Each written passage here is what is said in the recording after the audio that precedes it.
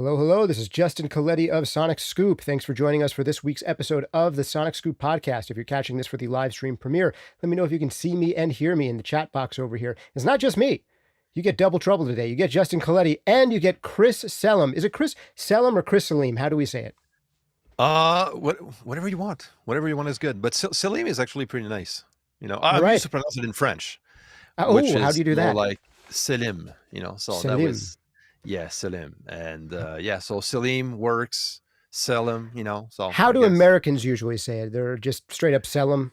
Yeah, exactly. Yeah, that's what he All right. usually, My uncle is going to usually pronounce it Selim. But Well, for yeah. those of you who don't know Chris, he has an amazing YouTube channel and he's a great producer, engineer in his own right. He works with a lot, I want to say a lot of singer-songwriter artists, I think and like almost like French chanson kind of stuff. My French is going to be terrible, Chris. So for you That's good. and That's any good. of your compatriots, they're going to be really embarrassed by me trying to do any French pronunciation. But Chris recently did a big studio move.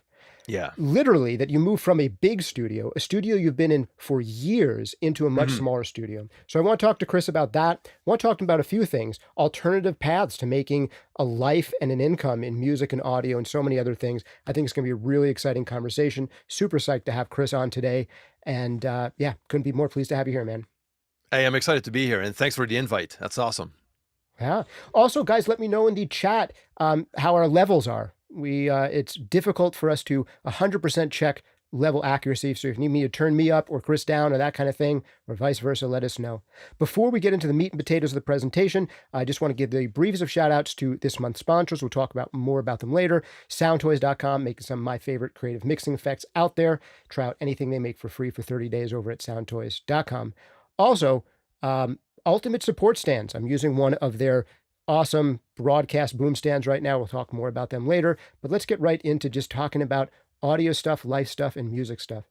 So Chris, you were in a commercial studio for a long, long time. Can you tell us what your old studio is like and what your new studio is like before we get into the why? I called it a project studio. It was still in the basement of my house, but it was custom based, custom built for like a commercial studio. So fully soundproofed. And at the time, that was back in 2006 when we built that home. So we built everything from scratch. And I had a studio designer to design the whole thing, to convert the whole basement into a more professional type studio. My daughters were younger, so I didn't want it just to stop them being kids. I want them to run around and jump around and just be kids without getting in the way of me working with clients and recording in the studio. So that's why we decided to move on and build that house and the studio the way it was built also, which was again fully soundproofed and was very impressive, as far as the soundproofing goes. It was like built-in boxes within a box. So I had like 3 separate rooms, like the main control room, also a drum room, which was my kind of a bigger mid-size room, and also a booth. So that was quite great. It was fun. So what year was that one built, and what would you estimate that kind of build would cost today if someone were to try to get into that kind of studio in their house today? Man, today, that was back in 2006. The build itself back then probably costed me like around maybe like 55,000 in material and a bit of labor, around that price point, and that was only the build, so I'm not talking about the gear that I ended up like upgrading and adapting to the new one, the new studio. Honestly, the build is probably the most important and most under-realized part of it. I remember being in college, and there was a kid who, sad for him. I mean, his father passed away when he was in college in his 20s, and he got, I don't remember, his insurance or a bit of inheritance, and he went on a gear buying craze, and he bought every single hot piece of gear that you were supposed to buy. According to Sweetwater and what's now called Gearspace and all the magazines, like he bought there was a Manley Vari sitting on top of the smart compressor, like every single piece of must-have gear this guy got. But the one thing he didn't have was a space, and it was really this odd, interesting thing. It was almost like the polar opposite of what really matters. And of course, young guy, didn't have guidance in this, made a mistake that so many of us could Mhm. make at that age, presented with resources that we might not yet know how to utilize, right? And Of I think it course. just, and his lack of ability to do anything with all that gear really is testament to how much space matters. And I think one of the things people overlook is that idea of soundproofing that you're talking about, to make a space that allows you to work the hours you need to work Yeah. without having a devastating family life or a devastating life with your neighbors. But your current studio is much different. To give people the contrast, Oh, what's your man, yeah. studio like now and why? Okay, man. Now I'm back in the basement, but, like more of a home studio type of setup, okay? So, Yeah. nothing professional as far as the design goes. I just went with what was already in place, you know? So I took that room and just put on the gear, put on the panels I had in my older studio, lay them down the walls, and just start working. So Mhm. now I'm more kind of the regular guy, regular home studio musician. I'm just Yeah. setting up into my basement, and that's it. So the complete opposite Right. of what I had before. So in So a that way, was you're probably so much closer to your average viewer than you were years ago as oh, far as the type of definitely, studio. Yeah. Because although I'm sure definitely, there's tons of professionals who watch you, even professionals these days, a lot of them are in smaller studios. And of course, there's so many more people who are just at that cusp of hobbies who take things seriously, entry level professional. There's yeah. more of that than there are people who are, working at the highest levels in Oh, for audio. sure, So it's definitely, awesome that you're in that kind of space and you can relate to them. Has the gear yeah. changed when you downsized willingly like this? Did the gear change? Were there some things you're like, I don't need these anymore. Let's minimalize what's going on. And if You so, know, what stayed and what went? so far I kept everything, Mhm. because I'm still a kind of it's the first year I'm here. And Yeah. so I'm still evaluating what I'm gonna do next with the space, with the gear, and so on. So I just decided not to sell anything for now. I just kept everything. I just moved everything with me, and I'll go from there. Now the thing, just to put people in context, is like probably someone is going to ask me about, okay, why did you move? Why did you had like such a nice studio, so why the moving? This is something we wanted to do for years. And back in 2015, okay, before that, if I start from the beginning at back in 2006 when I first built that studio, I've been working like from that point for a few years, producing albums, working with artists, having lots of musicians coming to my older studio before the previous one. So that's why we decided to build that whole space, fully soundproofed, the professional way, so I can accommodate and work with clients at any time of the day, even at night if I needed to, which actually happened quite a few times. Um, and at some point, that whole business model kind of shifted, kind of, I guess, went somewhere else. Uh, Musicians, artists, they started to produce themselves. Gear was very more accessible for everyone. If we look at, starting in 2008 and above, Mhm. there's like way more accessible to buy a proper high quality sound interface, some good speakers, microphones, starting to produce themselves. And also, YouTube wasn't a thing when I first built my house. That was back in I believe that. 2006. So YouTube wasn't, I think it was only starting up at that point in time. So before we start to see like home studio tutorials and mixing tips and recording tips, it took like a few years. But Mhm. that kind of start to picked up at some point. People started to learn way more about production, about how to self-produce themselves. And so I just decided, instead of doubling down to get like more clients and struggling to get lots of recording and mixing clients, I just decided just to focus more on teaching. And I started my YouTube channel, starting to help people out, to instead of losing production gigs, might as well help artists to Yeah. produce themselves better. Now, was that a tricky transition at first? Because a lot of us go through this ego battle of we educated ourselves to get into audio production and we Mm. thought we were going to be doing it. And now here we are learning it. This is not to say that you're not doing it as well as teaching it. But that shift of yours where your focus was, how can I get with bands and just record them, to now I have to think of myself as a different kind of person who also offers additional services. Was there a Yes. block or an obstacle in your mind, and what did that feel like to navigate at first? That's a good question. No, I think it was more of a transition. I Mm, mhm. kind of started to think of all of this a bit in advance. I kind of saw what was potentially coming in the future. Mhm. So I start to think about all of this before I hit a wall. So when I started my YouTube channel, I was still working and producing albums and being pretty busy, Yeah. doing live sound also, and Mhm. and stuff like that. So it actually took me a long time before I produced my first course. So it took me Mhm. like 3 years. So the transition was kind of slow, and it took time to build that side of the business up.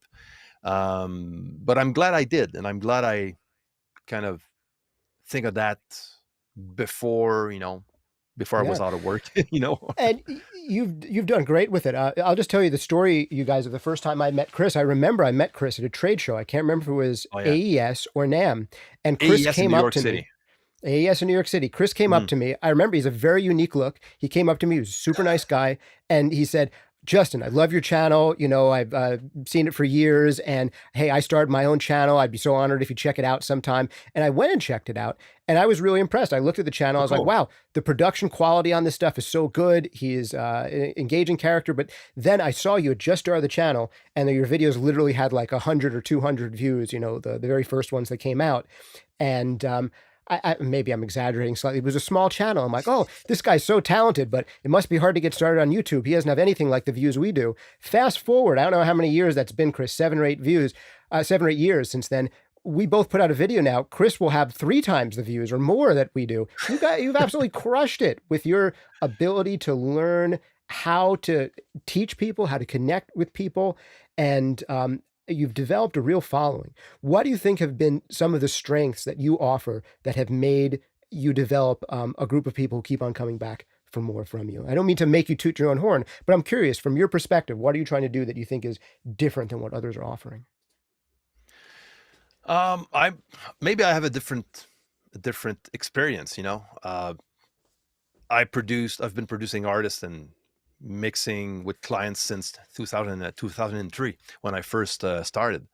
Uh, so in that regard, I had lots of experience working with independent artists, locally and also globally. Because I worked a lot in the Christian worship French scene, I would say. So I had clients from Quebec, where I lived, and also across Europe.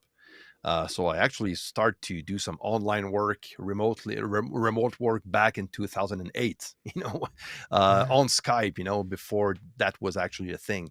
So I have that kind of experience. I learned along the way, went to a production school at first, only Mhm. for a year. And then I just learned right off the bat, by just making records, mixing, learn by my mistakes.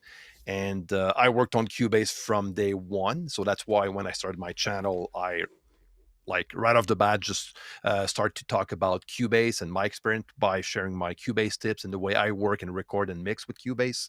So All right, so that here's a great, does great make me a question bit, for you. different. Yeah, the Cubase angle, I think you're one of the best people to learn from, particularly if you're on Cubase. I mean, I think one of the best channels is dedicated to that DAW.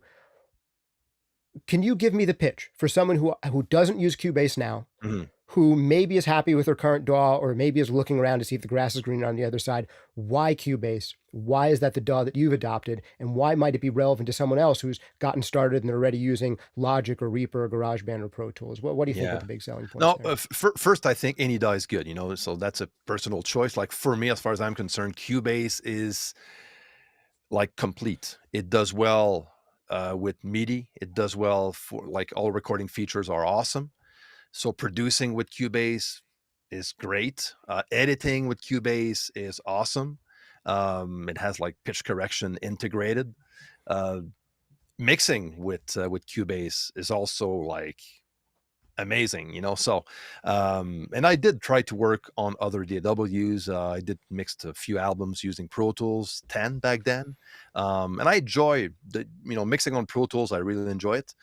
Recording in Pro Tools and editing in Pro Tools, I wasn't able. That Hmm. wasn't my thing. So like for me, like Cubase is kind of the best of all worlds, all blended in under one DAW. So Yeah, that's why they I have. yeah.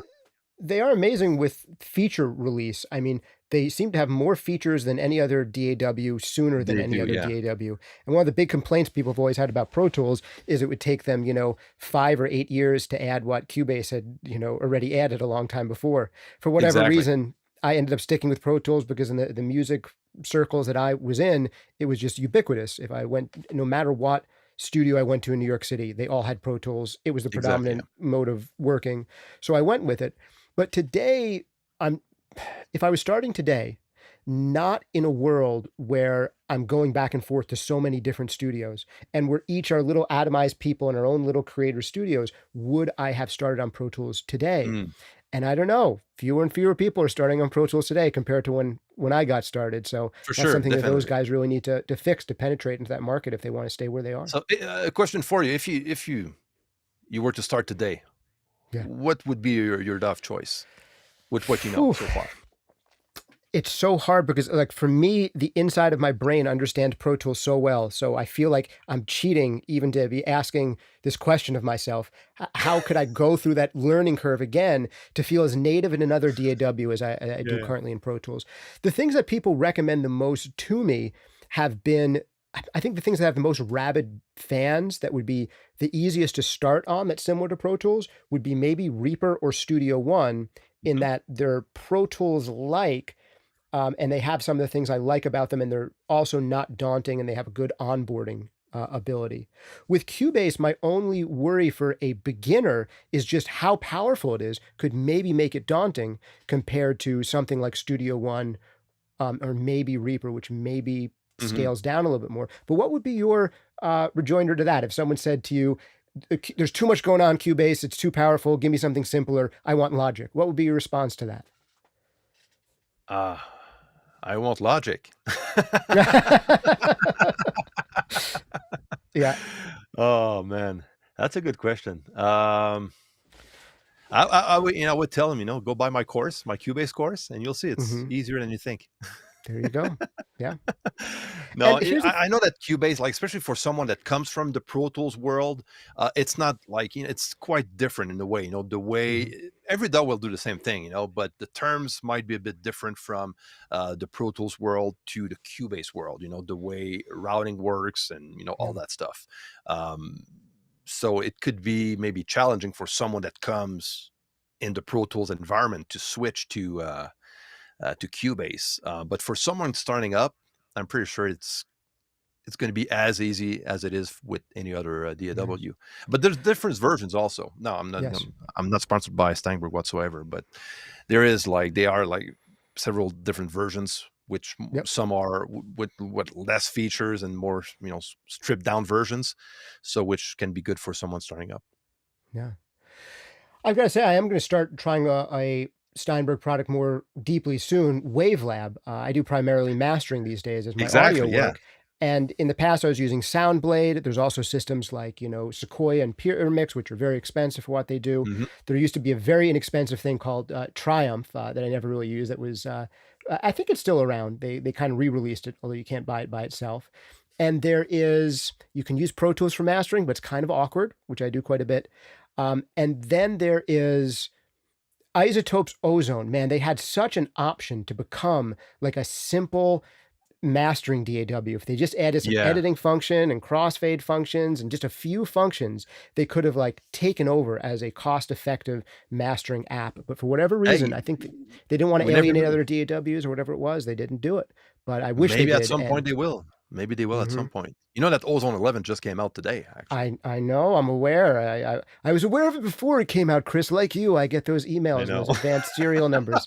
So yes, but amazing. I would love to do a video on it. The last video I did for those guys was Ozone 9, and I remastered a whole bunch of songs I had mastered using whatever I wanted, Wow. using nothing then but Ozone 9, and I got them sounding exactly the same way. I really feel like digital technology has come to a place where you can really give me any tool set. Like if someone tied my hands, probably because they're paying me some amount of money, said, you only use this tool set, you're only allowed to use this tool set, I totally have done it. I've actually done this with Ozone for some clients. Oh my goodness, I'm realizing how bad I am at YouTube. I have you on the screen the whole time I'm talking about this. So I've got to But say, it's funny you say that, but like I did my my second course, the mixing course, I did entirely on Cubase, so using only Cubase plugins. And that was the main point of that course, just to focus on yeah. the skills more than the tools. I did the same So thing with my first course too, Mixing Breakthroughs. I used nothing but stock plugins inside of Pro Tools. Same there you go. idea.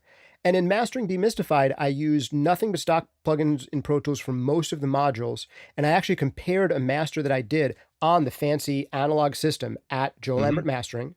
I used, Okay. all of the gear, the Maselex and the Manley Varimu, and we have the Sontec Nice. EQ, like an $18,000 EQ, all this stuff.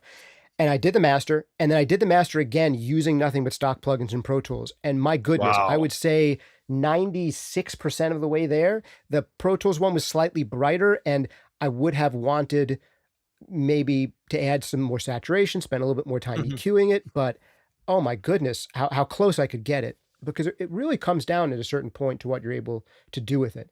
And Of I've done course. similar challenges with Ozone where clients have asked me, this has happened a few times, hey, Justin, I don't want to pay you to master my entire album. Can you master one song for me and then give you your Ozone presets that you use to master it? And I literally have done that on request for clients 2 or 3 times where it's like, sure, Wow. I'll master one song for you. I'll tell you exactly what I did. I'll take screenshots and I'll do it using nothing but Ozone and give you presets. Wow. I could Amazing. theoretically do that with any tool set. And here's the funny thing. Theoretically, those clients think that they're ripping me off. Like I got, a mastering job that should have been $1,000 or $2,000 and I got it for, $150 or whatever it was. But for me, like, it doesn't really matter. There's a lot of fish in the sea. If they, recommend me to someone else or I get this confidence boost from I can Exactly. do it, I'm so willing to do it. And I've never been into that whole idea of, keeping your secrets. But So the thing is, you like gave away a set of presets for one specific song. That doesn't mean that that exactly. exact preset is going to work Yeah. on the other song. And even if they Yes. know how you do stuff, it's like watching a cooking show.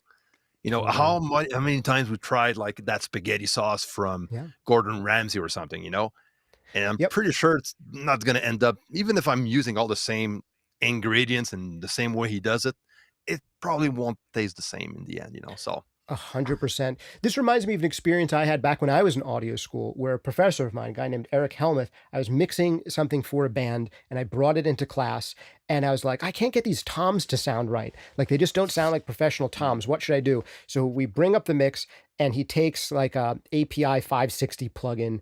And then he starts EQing it and doing the standard things you do to toms, like huge cut at 250, huge cut at 500, big boost at like, I don't know, 2K, 4K, 8K, yeah, whatever it yeah. was, scooping out low mids, boosting upper mids. And I was like, these sound like toms on records now. I was just afraid to turn the knobs that far, right? Like when I'm turning the knobs, I'm reading all the magazines that say don't over EQ. So I'm doing these timid little 1 and 2 dB moves. And he's just like, 6, 7 dB cut here, 5 dB boost here. It's all good.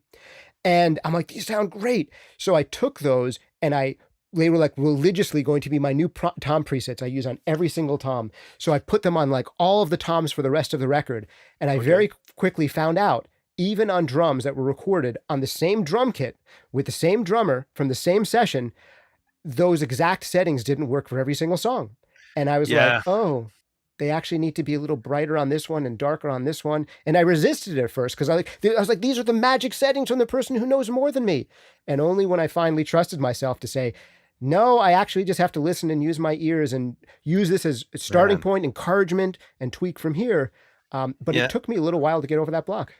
Yeah, funny enough, that's the reality. It's not going to work on every song. It depends on so many factors. The tonality of the song, the arrangement, even if it's from the same album, from the same recording session. So I did that a Yeah. lot, by recording a full albums in my old studio, doing all the drum takes at once, and using the same, like I was used to just mix the full song, the first song, make it Yep. right away. And the minute the client was happy with the mix, I just created a template for that project out of that first mix. Yeah. But of course, it was a good starting point, but I needed to readjust, like a lot inside the mix, to adapt Yeah. to that new arrangement, that new song, new key, maybe, Yep. new singer. I don't know.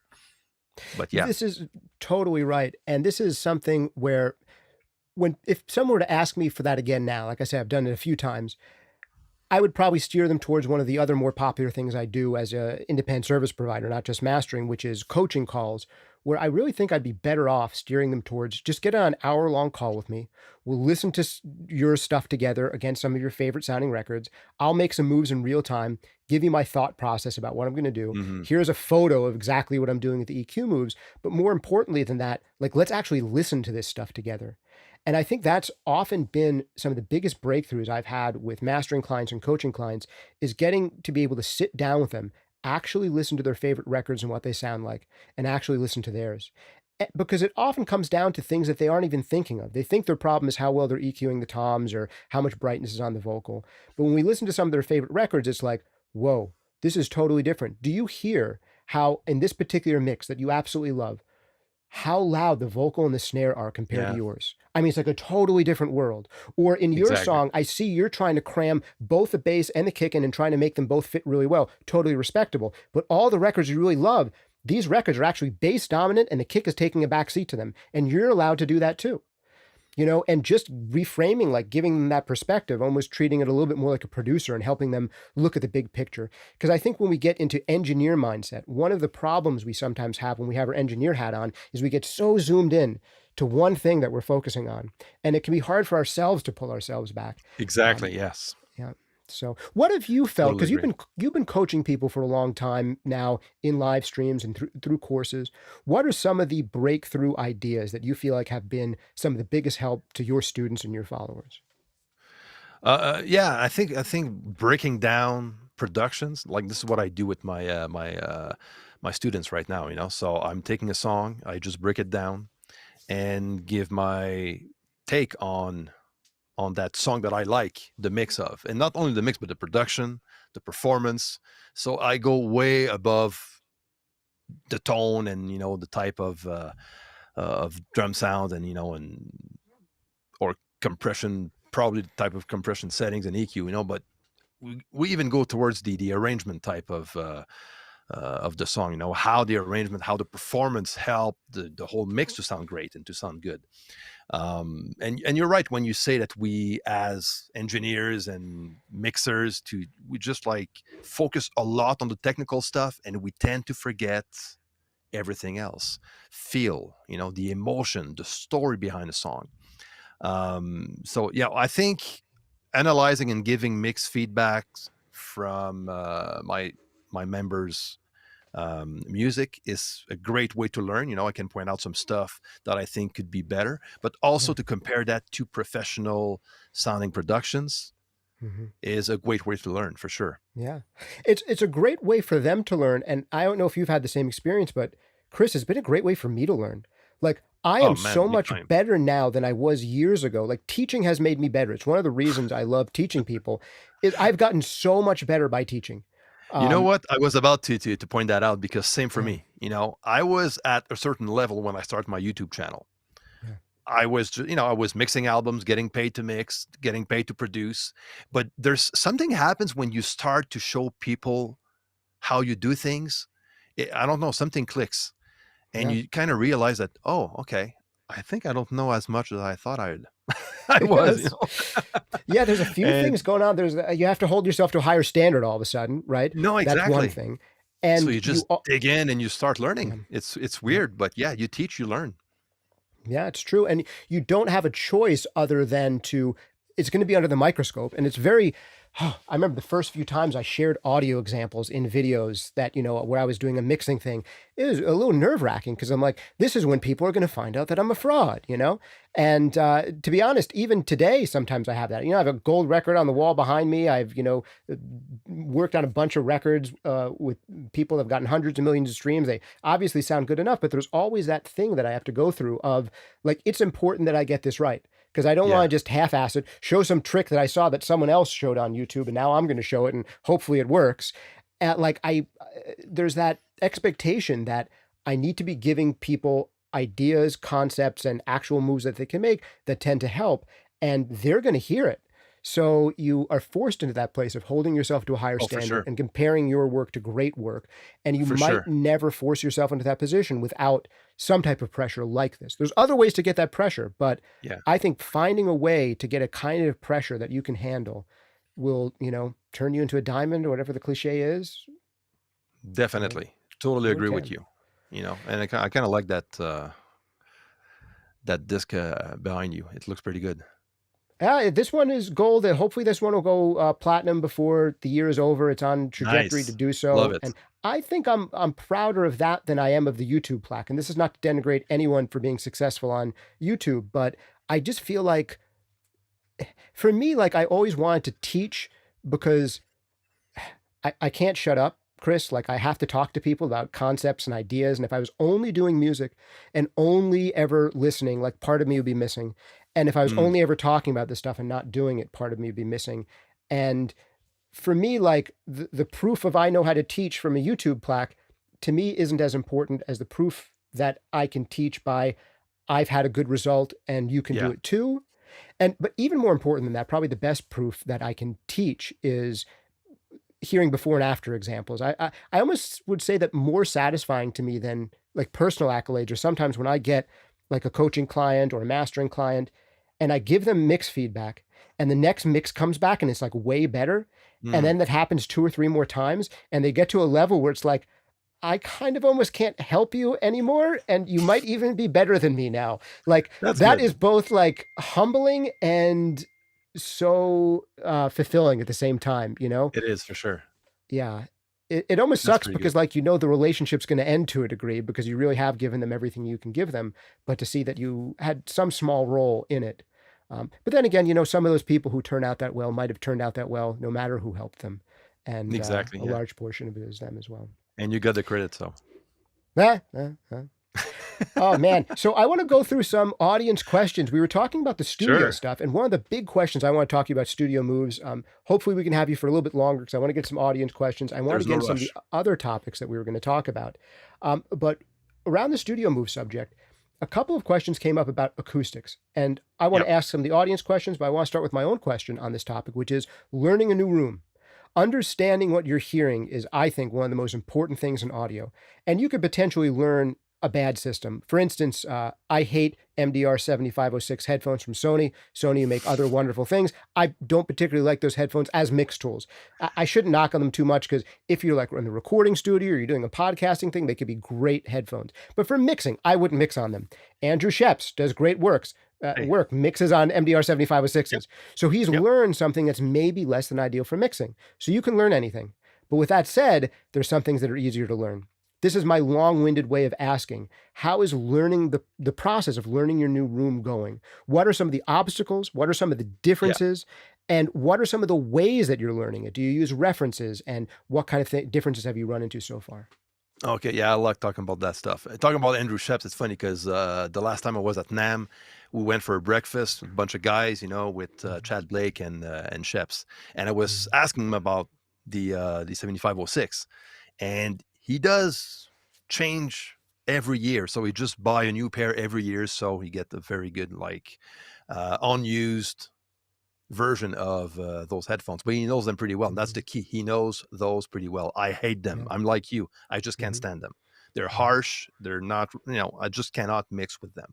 Good for recording, like you said, but I just can't. On my side, what I did, I was like for years mixing in the same room for like 15 years, 16 years, So what I did before my move, like we knew we were going to move like almost a year before we did. And from that point, just started to train myself to mix on headphones. From that point on, like for an entire year before I moved, because I knew that when I was going to move across the country, because now we moved from Quebec to Alberta, Canada, so that is like a 4-day drive. So I knew I was going to rent to begin, to give us the time to look for a house to buy, So, and this is exactly what happened. I moved twice since we got here, So I had to find a way to rely on a good source, and headphones. That was the way to go. So I started to. So that's why I'll have like a bunch of headphone videos on my channel, because I Yeah. tried like so many of them. Chris, I'm And so amazed at how much your story parallels my story. Can you tell us real nice. quick, is there a particular set of headphones that you've settled on, and were there some that were close in the running? I know this is not a sponsored video, but No, no. I'd love to get your perspective of what you look for in headphones that really help, because this is something we've done in depth on this channel recently as well. Yeah. Of course, I want like the frequency spectrum to be well represented. For sure. Comfort. A pair of headphones that is easy for me to sometimes carry around the house, so I can listen to music wherever I am in my home. Now, studio headphones a bit more complicated. Usually, they are a bit bigger. They're a bit more heavy. Now, like these Austrian Audio, by the way, I see that you have nice Same looking exact pair here. ones. So Yeah. these are the High X65, and they are actually pretty good for mixing. I kind of like them for mixing. They kind of have like, yeah, it's a sound, more. I'm not gonna say flat, because I don't think any headphones is flat. Mhm. But yeah, I kind of like the sound of them. They do represent all the frequencies, like for my taste, pretty well. So I'm good to mix music using them. But my go-to for now is these Odysseys, these big Which mamas. model do you have? These are my favorite headphones now too. Which again, this is not sponsored. This is genuinely our opinion. The What 550s, eh? The MM Yes, 500 the or something. Yeah. MM500. Yeah, There you go. these are Yeah. about $1,700, but they are coming out with a new Yes. set that's about $400. They're going to be sending me some of those soon. But I could wax on about exactly why I like these. What have you found is useful about these for you? Okay. First, aesthetics are quite nice. A bit heavy, but that's cool. Mhm. That's okay. They're very comfortable, but the sound, oh my Mhm. goodness, yeah. I love that kind of high mid bump, but Yep. sweet bump. But it's like there's lots of presence for the high Mhm. mids, which I like, and I love the low end also, which is not overwhelming. It's just enough to feel it correctly, Mhm. and to get a very good idea on how bass frequencies and the low frequencies should sound like, so very nice representation there. So that's what I like about them. So a couple of quick things for you here. For me, the thing that attracted me most to these was the very first time I heard the higher end version of these. I heard the LCD fours, which are like I think Okay. like $4,000 headphones at some AES show. And Yeah, I I did the didn't same. want to like them because I'm like, this is going to be some snake oil hi-fi brand. Why do I listen to 4,000 headphones? Probably have magic rocks tied to them. This is a bunch of nonsense. This was my perspective of what it was going to be. I put them on and immediately I was like, no way. There's no way that headphones sound like this, because it felt like being in the mastering studio where Wow. like it really felt like you could you not only hear but feel the low end in a way Mm, that's not overhyped, but that you can understand on any record. And I pulled up exactly. record after record and I'm like, they are telling me everything that I would expect out of, at that point, we were on a pair of Kef monitors that probably were like, $30,000 monitors with like a $10,000 amp system in a room that, 80, 100 to $100,000 went into building out the room. Perfect listening environment, Joe Lambert mastering. Um, and I put on those headphones and I'm like, $4,000 is actually kind of a steal, because what you would have to spend to get a similar experience out of speakers would Yeah, be well more than $4,000. So exactly, for sure. so compared to that, these headphones, which perform probably 93% as well for $1,700 in that context, are a steal. With that said, if you give me any set of headphones where I can understand the low end, I feel like I could mix or master anywhere. In fact, the headphones that allowed me to go out on my own and not be in that space were these blue headphones. I understood the low end Okay. on them. They're some of the only really inexpensive. You can see how destroyed they are after so Yeah, many look at years of that. using them. I Look have at two that. pairs, Never both tried those. destroyed. Yeah, Wow. they have surprisingly good low end. They're very dark on top, but for me that's Okay. okay because it encourages me to mix and master a little brighter than I otherwise would, which is helpful for me. But I was in a similar space to you where it was like, I know that I'm going to be moving to a new house soon, Mm. far away from the studio, and I'm either going to have to do a crazy build out again, or I'm going to have to figure out something different. And I started listening to every single master I did on those headphones, and it allowed me to, on literally a $300 pair of headphones, master records to the same level just because I had heard every single master in a room that I knew Yeah. really well. There was a great listening environment. I got to hear things in that great listening environment and understand how they translated those headphones. I learned those headphones, took them to new space, and those headphones then allowed me to learn my new room so much faster. So it seems like that's somewhat similar to your experience. Are you making an effort to learn the room and the speakers, or are you satisfied with just, I've gone to headphone mixing and I'm going to stay there?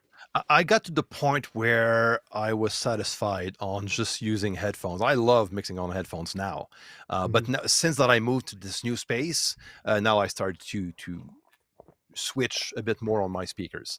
Mm. Now, I do work with Sonar works with Sound ID, which is a Yep. lifesaver for any room.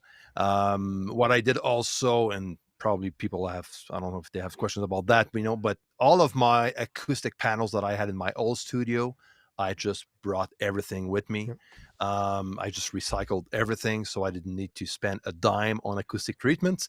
So I just took my panels that were inside frames and stuff, just lay them down on my walls, with like very thick, like a bunch on top of the other, so I get like a nice thickness.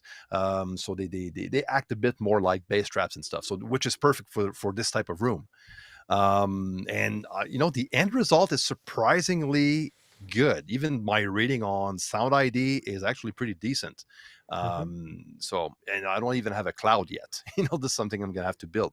But for now, that's my temporary setup. So my goal in the next few months is just to recycle these panels, put the fabric out of them, and just frame them in the new, in a new frame with new material, new fabric and stuff, so they look better.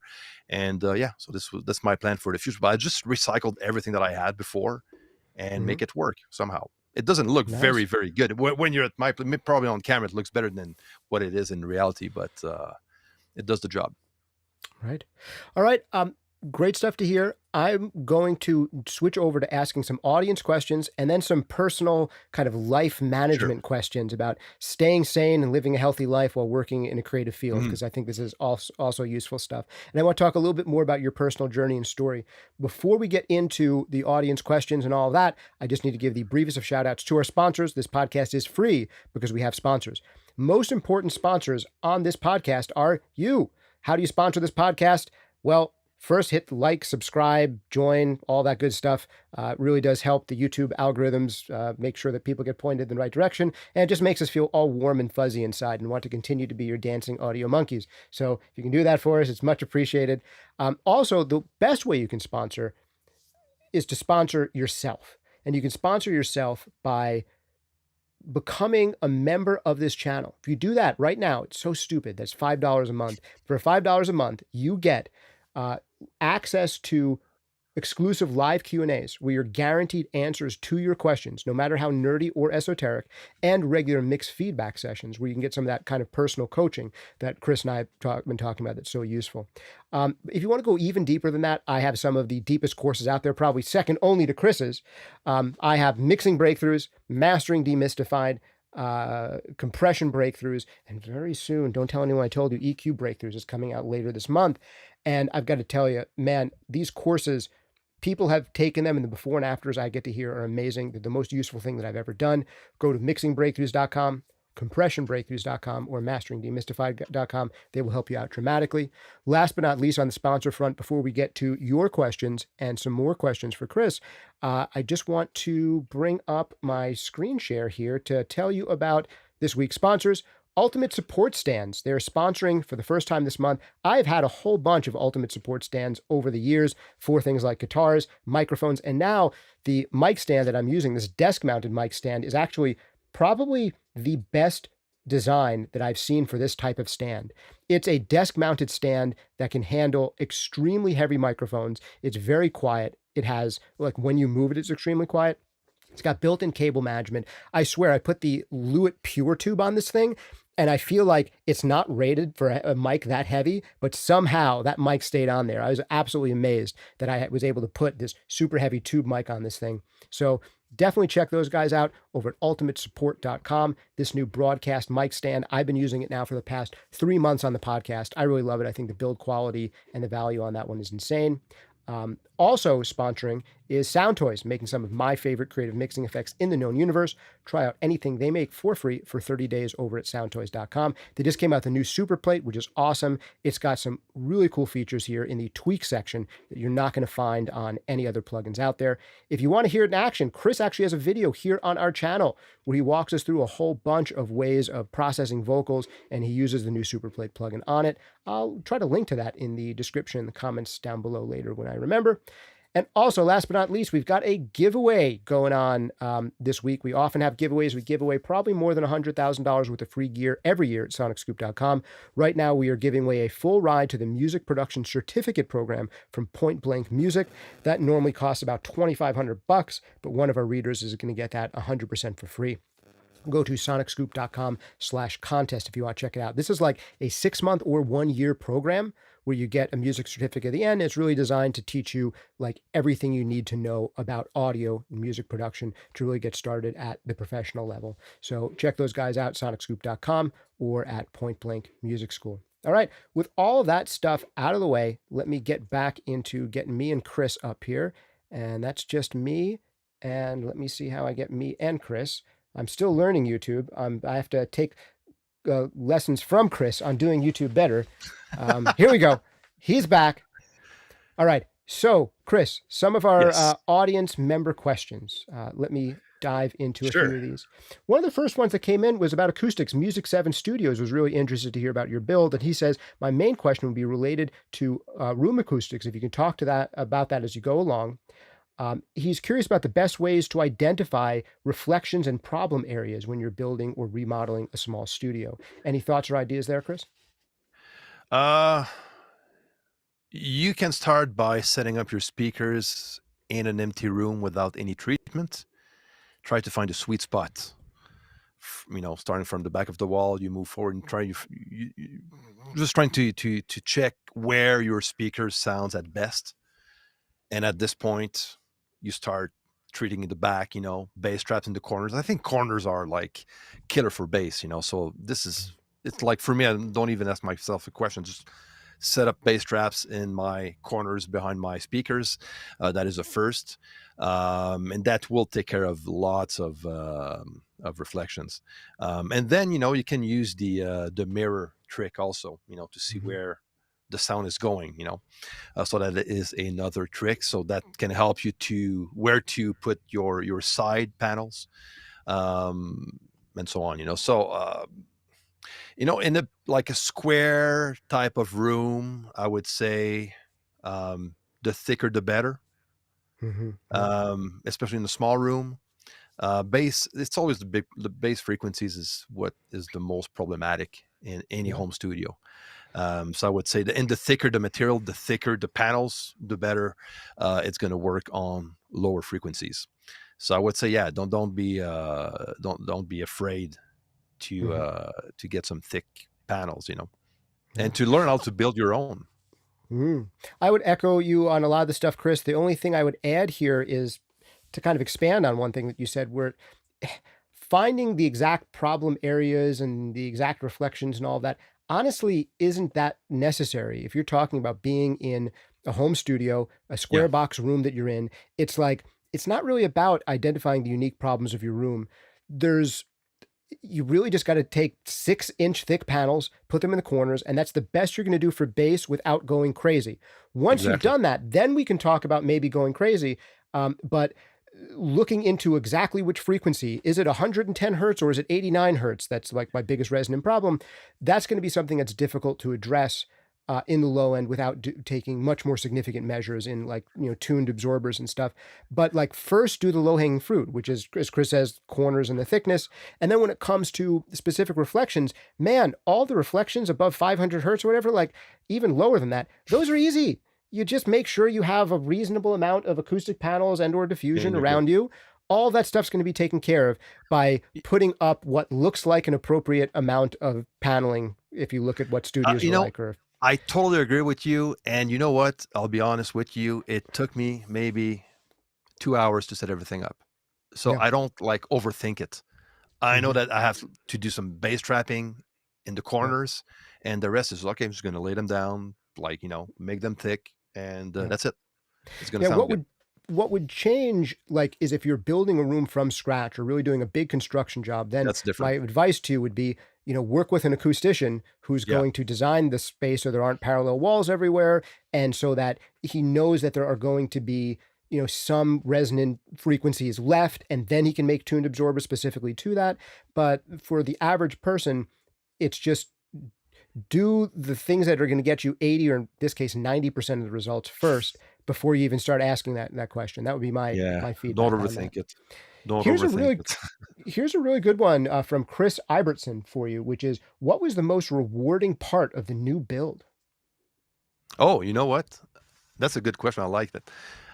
The most rewarding part is to have everything in that one same room. My drums are in the back, Mm, you know, yeah. all the instruments. I'm set up for mixing, for recording, video, production Yeah. also. Everything in the same room. I love it, especially the drums. This is actually one of my the thing I like the most about the studio now. Back in Quebec at my old studio, my drums were in the main room Yep. and like far away from the control room. So I had to go through an hallway and then go to that room. So even as a musician, for me to go there and practice my drums, yeah, I was pretty lazy. Okay, so even How do for you recording myself, it was, it's a bit harder, more challenging. Now it's like it's in front of me and yeah. everything is set up so I can just record fast. And, I have an idea. I can just open up Cubase, go with my recording template for drums, and that's it. I'm good to go. Nice. Now, how do you deal with the potential issue of, if you weren't just recording yourself on drums, let's pretend that you still had a lot of clients coming through producing bands, that the drum would be in the room with you and you're the producer or engineer. What do you think are the best workarounds to that situation? Or is that something you haven't explored yet because you're mostly recording yourself? Yeah, I didn't experiment this here, since like I said, my business model kind of changed. I produced less and less artists, recorded less and less art, unless it was for my YouTube channel for courses and stuff. So that was the only time in the past years that I worked with musicians in the studio. So I was mainly offering mixing services, So and I'm even about to offer mastering services also. Kind of starting to like mastering a lot. Nice. So everything can be done online. So I kind of build the business so I can work 100% online and basically move wherever I want and not be slaved to a space, to a room, You're telling my So story, Chris. I there you love it. go. I mean, this is Yeah. this is the whole I totally agreed. I mean, this is why I want to learn. I want to be able to move anywhere in the world. And we, Yeah, of all places we could have moved in the world, we picked beautiful and historic New Hampshire here. We man. could have moved to like Maui or wherever. We moved to New Hampshire. We like the cold like you, apparently, Chris. But New Hampshire is But great, man. I've been there a I think lot so. and it's awesome. Yes. I mean, New England, there's no better place to spend a summer than in New England, in my opinion. And in the Yeah. fall, people come from all around the world to see it here. Speaking of place, one of the other comments we have here is that Jesper attributes your success on YouTube to your French flair and the way that you pronounce parallel. So can we hear you say parallel? Parallel. There you go. Is that how you know the channel? Parallel compression. Good. All right. I dig it. So There you speaking go. of plays, you could have moved anywhere, but you did stay in Canada, but you didn't I did. stay in exactly where you were in Canada. So why did you move locales, and what do you love about where you are now? Back in 2015, I was looking, like we were thinking on moving to the States. We Mhm. looked, we were thinking about Tennessee, maybe Texas, Sure. but it's so complicated for, Yes, yes. immigration and stuff and paperwork and, If I could marry you for it, I would, Chris, but I'm already taken. I'm sorry. thanks for the offer. I appreciate it. But yeah, so, and lawyers and, Yep. documents, and it's so complicated. And our kids are they're older now, they're adults, and we wanted, to stay, at least if we have the possibility to stay close, we would like to keep that. Yeah. So we decided to, let's stay in Canada. And my wife, since we got married like 24 years ago, she told me right off the bat, if you want at some point want to move out west, I'm not going to say no. She has some family out west in BC. She used to spend her teenage years, summer times out west. Yeah. Her sister lives in Alberta also. So we have, like, So my for nephews are those here. So for those of our listeners who aren't familiar with the terrain of Canada, because as big as you guys are, you have how many people? There's like 40 people who live in Canada. No, I'm kidding. But you Something guys like are in that. the millions, right? Yes. But so you were in Quebec, which is on the East Coast, and now Yes. you've moved 2 provinces over to what would be above like the Midwest in the United States, that kind of Yeah, area. I would And say that's British like Columbia, yeah, 3 provinces west.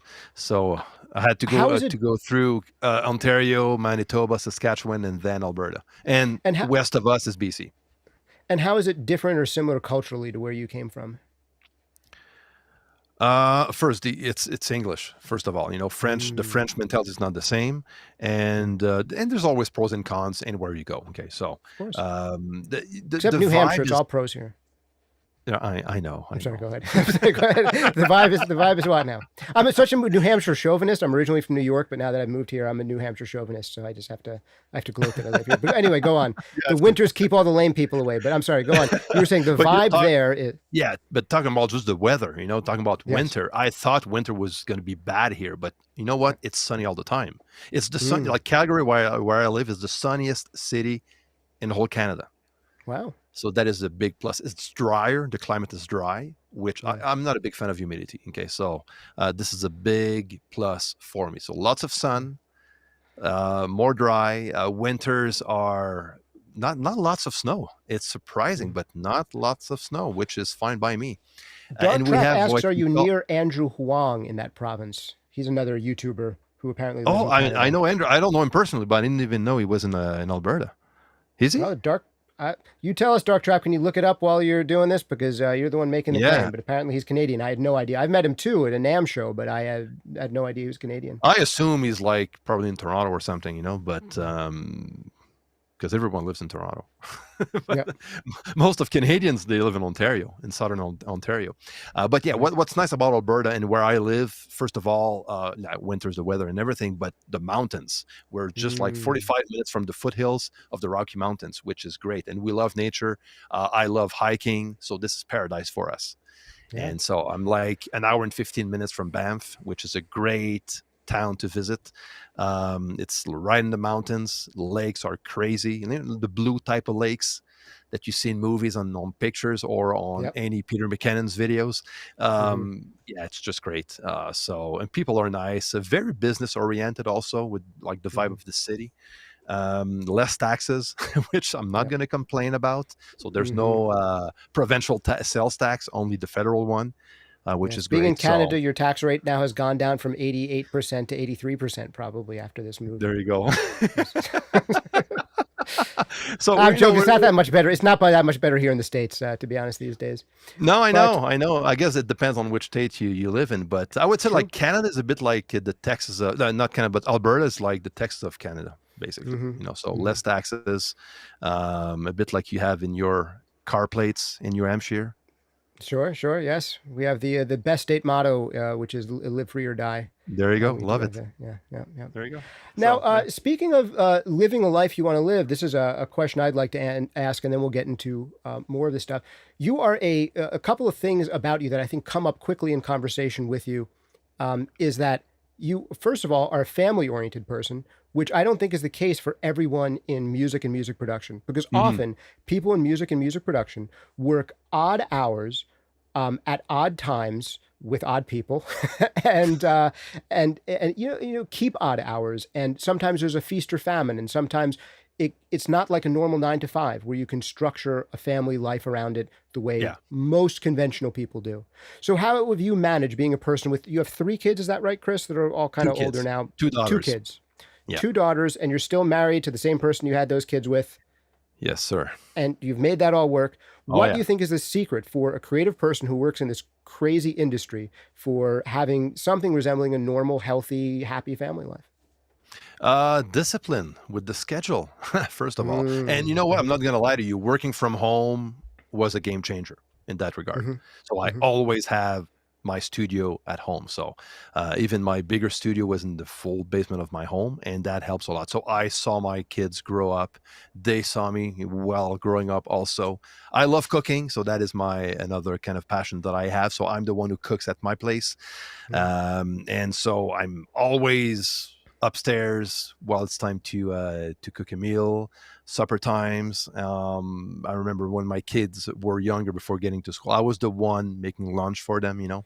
when they were younger. So so weekends usually, I Sundays are always off, and I've always been off for a long time, except when I Mm. worked as a sound engineer in the church, so that was different. Yeah. But apart from that, it was like, yeah, it's just like discipline with your schedule, So even if you have like work, like sometimes you need to work at night, you need to work Mhm. on evenings, but you try to balance that out with something else during the same week, So Do you think there's something to the kinds of artists you work with that maybe lent itself more to having a sane schedule? So, to my understanding, a lot of the work that you did was kind of in the Christian music scene. It was kind of mm-mm. based around your faith and your background. Do you think that Yes. maybe since those people are maybe slightly less party oriented, they're slightly more likely to not want their sessions to start at noon and go till midnight? Do you think there's something about the types of clients that you work with that help make that schedule more manageable than if they were just, crazy rock and rollers who had no connection to faith in that way?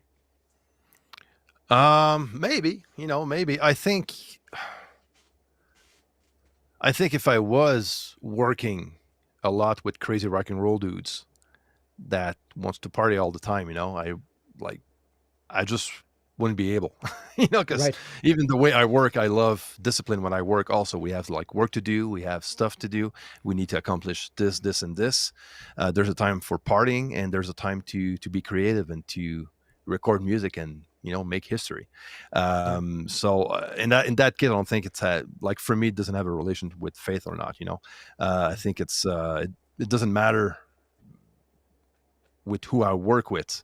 Um, I even like if I was working with Christians that love to party and love to just hang out, and it would be the same story. I was like, okay, guys, it's time to work, or I don't think it's going Yeah. to be, our relation's not going to work professionally. So Right. yeah, Now, yeah. For me, like, my work ethic is very important. yeah. Do you think there are any differences or goals? Because it's not a world that I'm familiar with. I've never really worked on many devoutly, like many specifically religious projects that identify themselves first and foremost that way. I have Mhm. had, as now that I'm mastering, several clients who have done, I've worked on what you might call, non secular music, like spiritual music and music Yeah. where it's specifically meant to be music like about their faith. And so I've done those. And I can tell you that the one thing about all of those people is they have been surprisingly nice. So I can say Yeah. that, like very well mannered. But I don't know so much about that world. Do you have any sense for the difference between working in that world and working in, more decidedly secular music, or is it hard to say because you haven't experienced both as deeply? Yeah. No, it is a bit hard to say, since I did lots of work around Christians, but I still did both, but I always I'm a guy that loves to have a good time also, I Hmm. love laughing. I love when the vibe is positive, in regard to who I work with. So yeah, of course, usually when you work with Christians, everything's supposed to be, I would say, positive, Hmm. but it's going to happen. It's not that fun either, and it's not because of the faith, but it's because of the person. So For sure. uh, and the other way it's the same the other way around. Also, even if because I did work with bands, doing live sound for rock bands and cover bands and stuff, and even if they weren't like a Christian band on paper, I had such a good time. It's Yeah. like, because people were nice to begin with. Um, so yeah, so I don't know if that's an answer, but Yeah, I think one major thing that I've noticed is that the more and more I've met really successful people in audio and music production, the more I'm just surprised at how easy it is to get along with them. And I really feel like it's one of these skills that we don't talk enough about mm, on the YouTube channels because it's not what people search for. And it's not what people search for in our you're right. space in particular. They're You're not right. searching for, they think that their problem with the reason they couldn't land the client is because their snare sound isn't good enough. And that wasn't the reason they couldn't land the client. There, There's a couple of things, because this is important what you're please. saying here. Yeah, they do think that's, yeah, they probably think it's because of a technical aspect that they didn't like the client, but lots of time it's the personality. Lots of time it's the way you are as a person, the way you communicate. the vibe that you are creating, around that person. Sometimes lots of like opportunities that are going to fail is probably going to be because of that. Yeah, I think. totally. And I don't know one, if this is. No, go ahead. no, did you have something else to add to that? Nope. All right. Yeah, the one thing I was going to add, just while we're talking about Christian music, and this was an observation I made to you when we were having a preliminary call that I wanted to say to the audience I thought was interesting. Myself being, I would say, a somewhat secular person, although I have started going to church every week very recently because my daughter, who's 6, made us start Nice. going. So now I'm going all the time, and want to see if I can ask you some faith-based questions to see if you can totally Sure. turn me into like a true believer. For me, I see the value deeply in this religious stuff. And one of the comments that I've made is like, in my 20s, I started studying, like it was really interesting for me to study Buddhism and Hinduism and all sorts of, mythology from other places around the world. And I was very open-minded to say, hey, maybe there's some wisdom in all these ancient religions and they've learned something about the world. I could learn little nuggets from Buddhism and Hinduism and Norse mythology and all these places. But then as I got even older, I realized that one place I didn't look was like Christianity and Judaism, like the thing that's staring you right in front of the face. Interesting. And at a certain point, I got old enough and open-minded enough to say, well, why am I not looking at these religions with the same respect and openness and seriousness that I would give to a totally foreign one? And I saw that ultimately as a failing or a conditioning on my part, that I wasn't able to look into them for wisdom in the same way that I could look at a religion that was much further separated.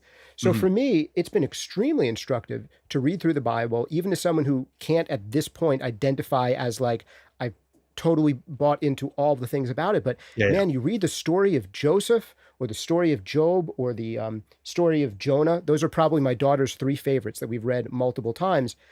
I mean, there's just such profound understanding of humanity in it. Just the story of the story of the Tower of Babel. It's like 2 paragraphs, and it says so much about dynamics that we see happen again and again in history. Crazy.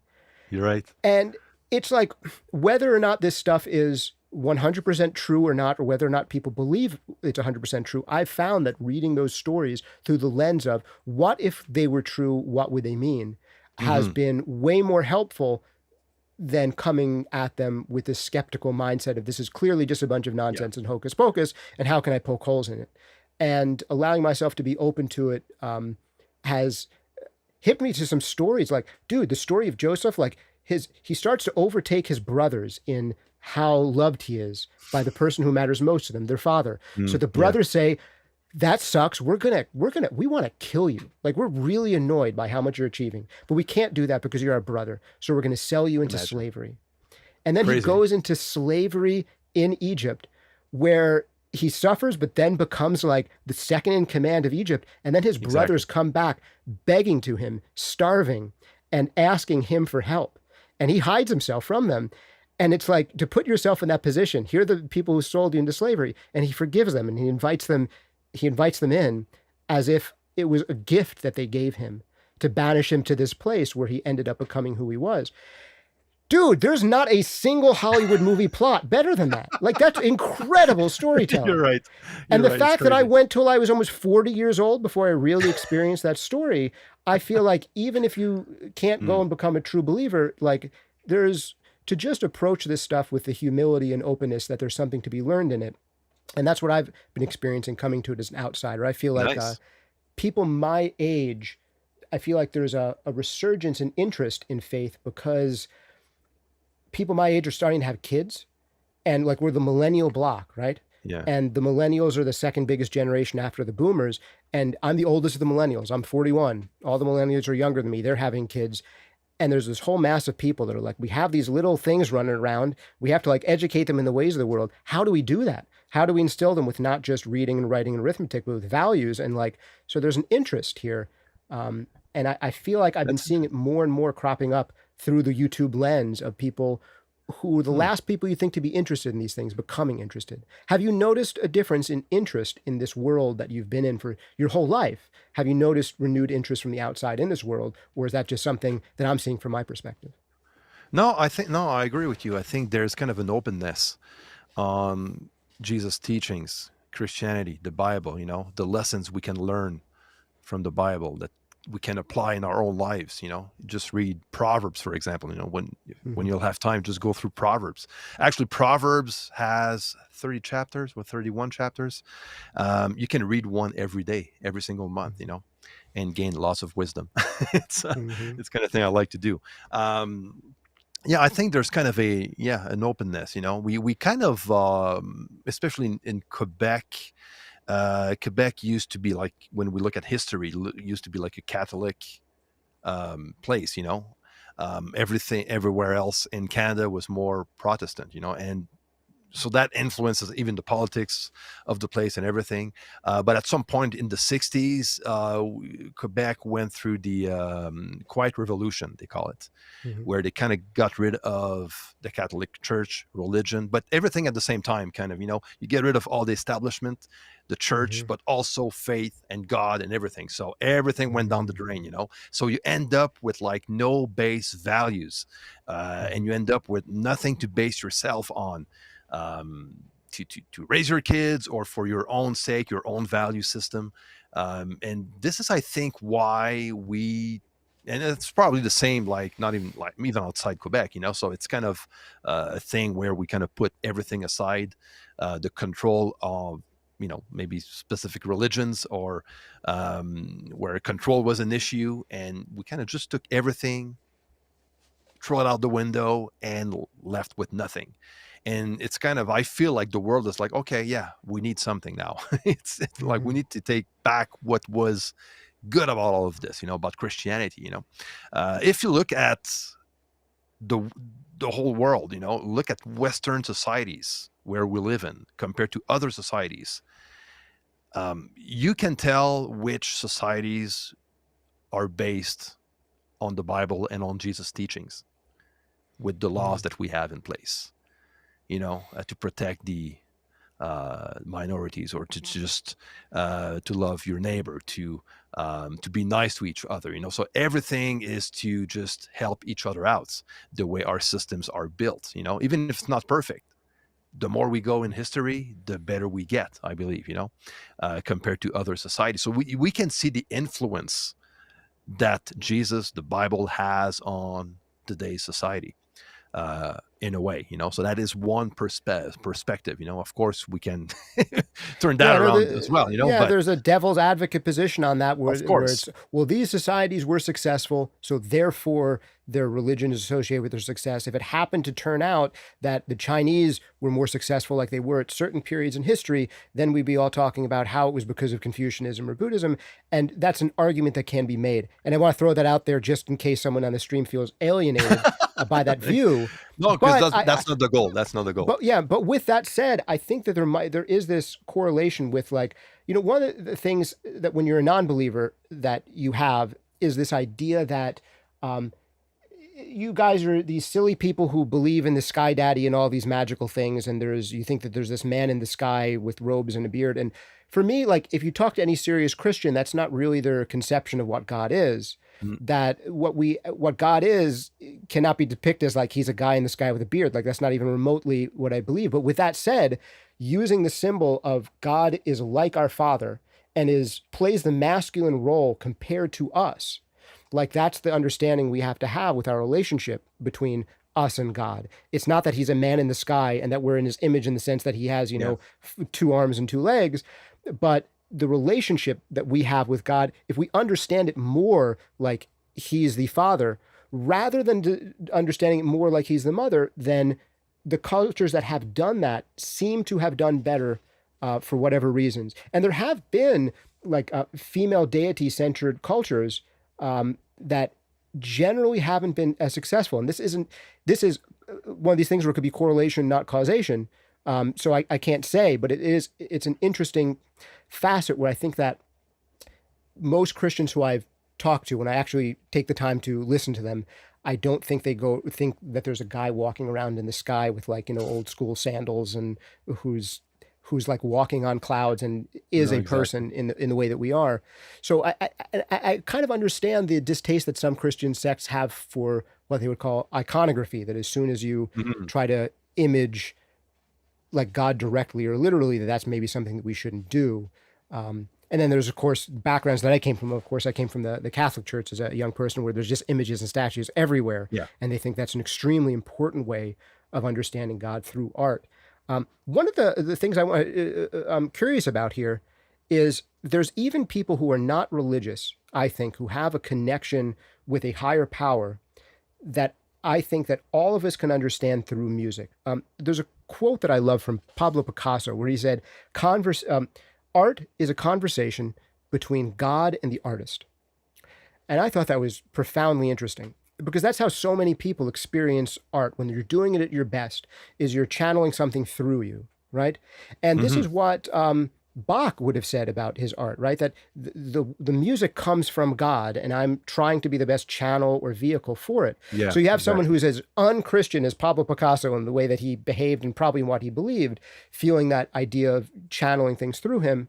And there's that same vibe in someone like Bach, who is devoutly religious. And even for me, when I do a podcast episode, there's this thing that I have where it's like, brain, do your thing. Like, I give myself an outline, and I have that outline. I know the points I want to hit, and I say, brain, do your thing. And that is my totally secular way of saying, like, I'm not in charge of something else outside that is, hopefully, I'm going to channel properly. And I think most artists, when they do their best art, have something like that. Is that part of the conversation when you're doing the type of music you do? I imagine it's verbalized to maybe a greater degree than among secular people. Yeah, I realize that what makes us different than other species on Earth is creativity. When we read in the Bible that God made us in his own image, I see it like a lot like, okay, he made us creative beings. So we have that creative side of the genetics of God, I would say, so that's why we are so creative. So yeah, in that sense, I do always keep that in mind when I create. I know it doesn't come from nature in a way, that is the spiritual part of my being. It's the creativity that God gave me, that God created me by,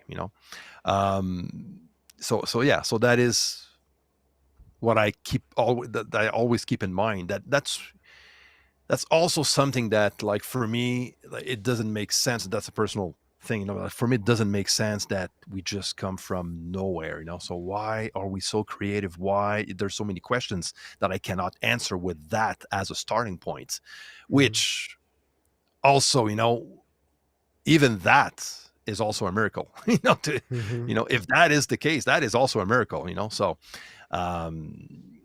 whatever ways we look at it, we're not supposed to be here. There's a beautiful quote in here that Music 7 Studios has shared along the line of thinking that we're having here, where he says, Beethoven said that music is an entrance into something divine that understands man, but that man doesn't understand. I like that. Yeah, very interesting. I'm going to repeat that one. That Beethoven's quote is that music is an entrance into something divine that understands man, but that man doesn't understand. And I think that is a feature of great art. When we're doing it, we don't necessarily know why we're doing exactly what we're doing. And there is this sense of it coming from the outside. And one thing that I think that religious people have that secular people have a struggle with is our friend, do you know Cameron of Venus Theory? He was on this channel recently for a podcast. I don't know personally, but I know who he is. Yeah, but he did a video called, like, why make music when, no one will listen to it. And ultimately, it's not as nearly as dreary as it sounds. He trying to give people a pep talk who want to give up on music. But for someone like Bach, it would have been so much easier, because you just say, the reason that I make music is to glorify God. And, like, if that's your answer, like, it's so easy to have the inspiration to go on continuing to do music. Like, I'm not doing this for myself. I'm doing it to, like, bring glory to something higher than me. Is such, like, well, that's a hard answer to argue with. I guess you're going to keep doing it then, So, so Christians have it easier in that way, where secular people might have more difficulty. But so, like in my case, and keep your keep that question, because I think you're about to ask me something. But no, go. I would say in that sense, everything that I do in life, I try to do it by glorifying God. like everything that I do, within my marriage, with my kids, the relationship I have, of course, with God, with music, with, everything, like for me is kind of, it's a big thank you. And it's just a way to glorify God, so. Sure. So can you give it me, goes more than music for me anyways. I believe it. I believe it. And I want to give you a chance to give me the pitch for believing what a Christian would or should believe, because I really want to, this is something I've been curious about. I've actually been reading a lot of C.S. Lewis recently because I've been bringing my daughter to church. Like, I want to hear rational arguments for religion. C.S. Lewis, I think, he has been the best writer, I think, on Christianity that I've run into. So I've just been, I loved his Narnia Chronicles when I was a kid. I remember when I was a kid being really bummed finding out the last book that, like, oh, this was just supposed to be about God the whole time. Lame. I want my money back. Even though I love the whole series, like, that was my reaction then. But reading his, apologetics work, I think he has some of the most rational, open-minded, gentle way of, dealing with some of these questions. And him going through a long period of being a non-believer, he's very open to non-believers and understanding where they come from. So here's my question, my pitch for you. Me personally, like, the closest I could confidently say that I would have as a religious experience would be something like a deist. Like, I know that there's some power in the world that's greater than I am. I don't think it's a person, I don't think it's although I understand that the word person has loaded meaning in Christianity, like there are, three people or whatever, but we don't have to go deep into theology, but there's I think that there's a power that's greater than me. My assumption is that power doesn't really get directly involved in the universe from what I can see around me in the ways that the Bible stories seem to convey. Like, the hardest thing, I think, for a non-believer is looking at some of the miracles, particularly in the New Testament. In the Old Testament, a non-believer will look at the miracles and say, like, oh, the Red Sea, like, there's probably a naturalistic explanation for it, and it's a good story from thousands of years ago, and, we'll look for some truth in that story. But for some reason, when that same person would look at the New Testament and then look at some of, like, the miracles of, like, that guy was dead, and now he's not dead. That guy was blind, now he's not blind. We fed 5,000 people with 5 fishes. None of this seems like what happens in the actual world around me. So either it happened back then, it doesn't happen now, or it never really happened, and it was just good marketing for this religion. And that's the way that a secular person would look at it. So long story short, for me, I think one of the best definitions of God I ever heard was from a Jewish rabbi who's I've watched some of his stuff on YouTube, called Manis Friedman. Very interesting guy. And his definition for God was, God is that which was there in the beginning. If you want to call that a particle, then fine, God's a particle. But for me, that's my sole definition of God, is God is that which was there in the beginning. Saying that there's something that precedes the beginning of everything that we know now. And to me, even if you're going to be a rational scientific person, like, that's a definition of God that I think anyone should be able to accept. Yeah. There was something there in the beginning. What was there in the beginning? And if you want to use all of a sudden the universe to explain it, and I know a Christian would see God and the universe as being two distinct things, where maybe a deist would see them as being the same thing. So this is just all background understanding of, like, where I come from and what I've been comfortable accepting. I read the Old Testament, the New Testament, find so much wisdom and interesting stories in them in ways that I'm surprised to find, because I was closed off to them for a very long time. But the part that I have trouble with is that I feel like, to really call yourself a Christian, what a real Christian would really believe is that there was a man named Jesus who was direct Son of God, who died, was resurrected, came back to life on the third day, ascended into heaven, and then the actual cosmology of Christianity is different than the understanding that most average people have of what religion is like. The average person, when they think about what the afterlife would be, they think about, oh, you're supposed to, when you die, you go up to this place called heaven. And if you were, like, a reasonably good person, you go to heaven. And that's what's in store for most of us.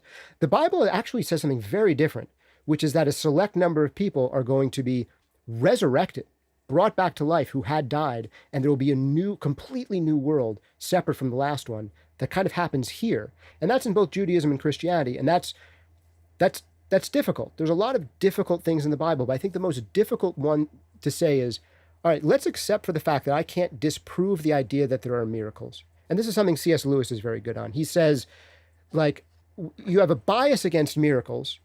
It's impossible to disprove that there are miracles. If the God that existed in the Bible really did exist, then the kinds of miracles described should be able to happen. That's a decent argument for you Mhm. cannot rationally say that it's impossible for miracles to exist, only that the kinds of miracles that occurred in the Bible seem to be unlikely. And as modern people, we know that video surveillance and testimony of what actually happened are often different. So this is another new modern thing that, you know, Yeah. that makes people uncomfortable with religion. So here's my last thing. I feel like you can't go all the way to being a Christian unless you believe that Jesus died and then was resurrected in body on earth and ascended to heaven. And the only evidence we have of that is stories from the Bible of people who wanted to spread the religion. And it's like, I guess the answer is just faith, but like, how do you bridge that gap of saying these could be made up stories to sell a religion, or it could be actual facts that happen? Do you believe that to be a Christian, you need to believe that those are actual facts that have happened? And if someone has trouble with believing those are actual facts that have happened, what are the things that change that for people that you've seen? That's deep. Yeah, like how can you I call love it. yourself a Christian I love without it. believing in the resurrection as a fact? Or do you think there are opinions Yeah. on that? Because No, I think these the are some of the things I resurrection struggle is, with. yeah, the resurrection is the key point here. You Mhm. know, without the resurrection, could be only a belief system. But like for me, yeah, the resurrection makes the whole thing like sane, and it's kind of, it's getting to the end of the story where you were saying the new place where we're going to end up at, which was supposed to be the first place at the beginning. Mm, Okay. right. That's why God created humans. Hmm. It's to get back to that original place. And yeah, so of course, like for me, it's like being a Christian. It's yeah, it's believing in the resurrections, believing in Jesus as the way to reach God. Yeah. I do believe in life after death. Hmm. And again, this is something that nobody can prove, Sure. scientifically speaking. So we're all at the same point here.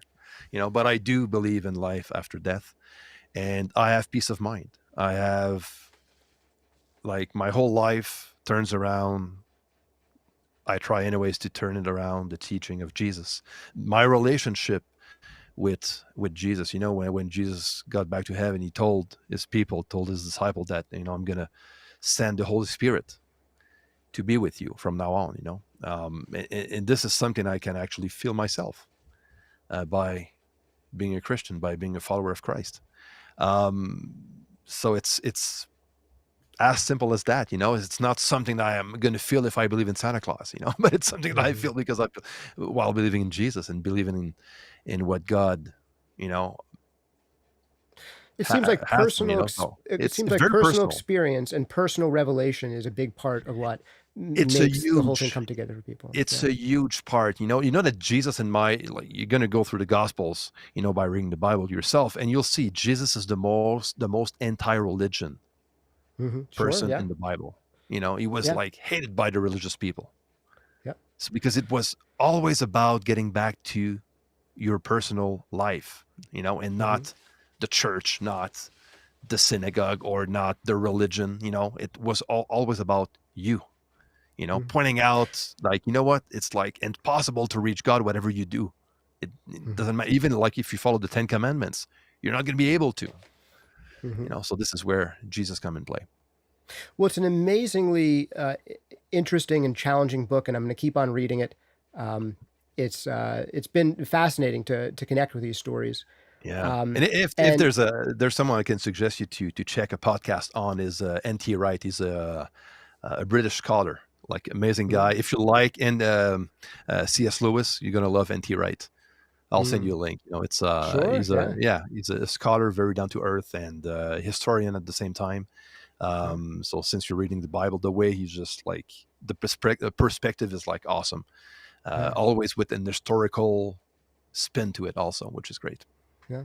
One of the comforting things about reading C.S. Lewis is the idea that there are certain Christians that alienate people potentially by leading with the damnation for many idea, and there is this potential idea where people feel like, man, if all this is true, then potentially, hell is lined with the souls of babies, who never had a chance to be baptized or believe. And I don't think most Christians believe that, but this would be Mm. like an extreme take. And there's, kind of additional things in between. But C.S. Lewis's kind of take on it was like, well, Jesus says that the only way to come to salvation is through me. But you have to understand what Jesus actually is in the Bible is the word that was there with God in the beginning. So everyone who comes to salvation comes through the word that was there with God in the beginning, revealed as Jesus in life. And then there are some people who didn't have the opportunity to have that revealed. That doesn't mean that everyone who came before Jesus was damned. They got to salvation through the word without having ever known Jesus directly. And this was kind of one of the things C.S. Lewis harps on. I think that kind of the Catholics and the Anglicans kind of understand it that way. Yeah, And I found it interesting, like there are exactly. gentler ways and harsher ways of understanding this. And because some people are typing in the comments, some people are really interested in this conversation, and some people are saying what's happening right now, and some people are like, "Amen" here in the conversation. I know. So, which is wonderful. I think this is great that It's we're having fabulous. a I did not expect to go this way, but yeah. it's cool. Well, I I didn't like it. expect to either, but I just want to be natural and authentic and kind of bring up what's up and get a sense for your life and your understanding of these things Yeah. because here's the fact. We're an hour into the podcast. The only people who are here already like us. So, and we're careful enough that we're not going to say any like terribly awful things that are going to alienate a bunch of people and get us No, canceled, right? exactly. That's not the So goal. we're Yeah. having, a respectful conversation about this stuff. And it's interesting. It was really interesting to hear your But take on a lot of this it's stuff. our personal journey also. Yeah. You know, And like you're I think, going through things. I'm going through yeah. things. So it's And I think even a lot of people who consider themselves non-believers are staying in the chat. And Gregory M. writes, I imagine the scary part for non-believers is when people hijack a religion for selfish purposes. So we have people who are in here, who are potentially open to it, at the very least, taking what I think anyone can get, whether they can get all the way to belief that you're at or having more trouble with it, like me, that you can at least open up and look at these stories as mhm. themes that connect everyone and have wisdom that have lasted thousands of years. Because here's one of the biggest things that sold me on the Bible as a source of wisdom. I read these stories, and not like a kid's version of these stories, the actual Bible stories, to my daughter when she was 5, and she was immediately like, we need to read that story again. Will you read me Jonah again? Will you read me Joseph again? And I'm like, oh, there's something happening here. If these Yeah, stories, written in the language in which they're written, immediately speak to a 5-year-old, that's like, powerful. there's something in there that I, as a dumb 40-year-old who uses his brain too much, need someone to like explain to me that she instantly gets, that there's like a resonance there. And here's one of the reasons that I bring up faith as a concept is I worry that coming from this secular, indie rock and metal and punk, New York City background, is that one of the problems that we have as someone who went through art school and all that, is that sometimes as artists, we fall into the trap of making art for other artists and trying to impress other artists. And to me, it's way more impressive when you can make a piece of music that the bus driver is going to dig, and, Hmm. the housewife is going to dig, and the business executive is going to dig, and the school teacher is going to dig, and your grandpa's going to dig, and, someone who might have mental handicaps, and like they all come from like different cultural backgrounds, different levels of intelligence, different aptitudes, different interests, and they're all like tapping their toe to and uniting with something in that music. Man, I think we have to focus more on making music, not to just impress our friends with the sound of our kick drum or to make, the next chill wave track that all the other chill wave people are going to like, but to really find what resonates universally in music. And I think that there was something about the religious experience that encouraged that music was a communal thing, a community-based enterprise, and we've separated from that in modern culture. And I worry if that's where some of the detachment and depression and anxiety that people get around their life in Hmm. music comes from, is for it not to be a uniting community experience. That's interesting. Yeah, I kind of like that. I think Well, you're I right. figure I figure that's the way we've experienced music through most of Yeah. human history, right? Whether it's from a drum circle to a cathedral, that's how music was often experienced. I think it's why people love concerts so much. It's you go into a room with a bunch of other people who are all vibrating at the And same frequency with you. yes, yes, and you experiment. Yeah, Yeah. that's The close. this is something we. Yeah, that's why we like to go to church also. Yeah. depending on the church you go, but Oh, singing's the best part of church, man. the worship, I'm part of the worship band 100%. at my church. I Yeah. love to play drums. I'm a drummer. So, and I got involved right away at the church I'm going to here in Calgary, so with good musicians and it's getting into a good, sane community is always a positive thing. Mhm. And I think that this is what the church is made for, to help each other out, to grow as a community of faith. And yeah, music is has a huge part of it, Yeah. as far as I'm concerned. Yeah. Amazing stuff. Well, Chris, we went super deep here. We're about an Yeah, hour man. and a half in. Let's try to wind it down on some less extremely deep prospects. And less, I don't know, do we want to just leave people with deep? Because I'd have to do like a sponsor readout, and my heart is all touched right now. And like if I go and like do a sponsor readout, it's going to feel weird. I will tell you real quick, just to tie up the subject, the one thing on this theme of communal music, the closest thing I probably had a religious experience in my 20s was walking down sidewalk in Park Slope where I lived at the time, and it was the middle of the summer, and a church had its doors open, and everyone was singing together, and it was just like everyone singing together the same song at the same time. And I walked past that door open because of how hot it was. They didn't have air Oh, conditioning in there, and the thing just blasted me, this music of like literally 100, 200 voices hitting me just as I passed this door, and I was like, oh man, like it hit me so hard in the feels. Like that was an experience I remember being around as a kid, being in church, that I never experienced anything like, and was unlike the experience of being at a concert. Because when you're at a concert,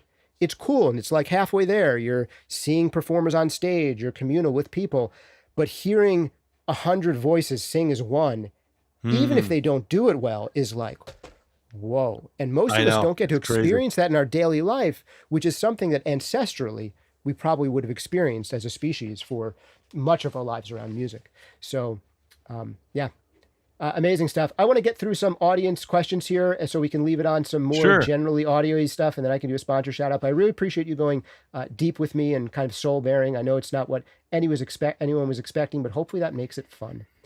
All right, couple of comments in here. Chase says that he sponsored this podcast. Remember, you can sponsor this podcast joining. I can go on weird tangents with people like this if you guys become sponsors by either checking out a course like Mixing Breakthroughs, Mastering Demystified, Compression Breakthroughs, or hitting that join button and becoming a member for $5 a month.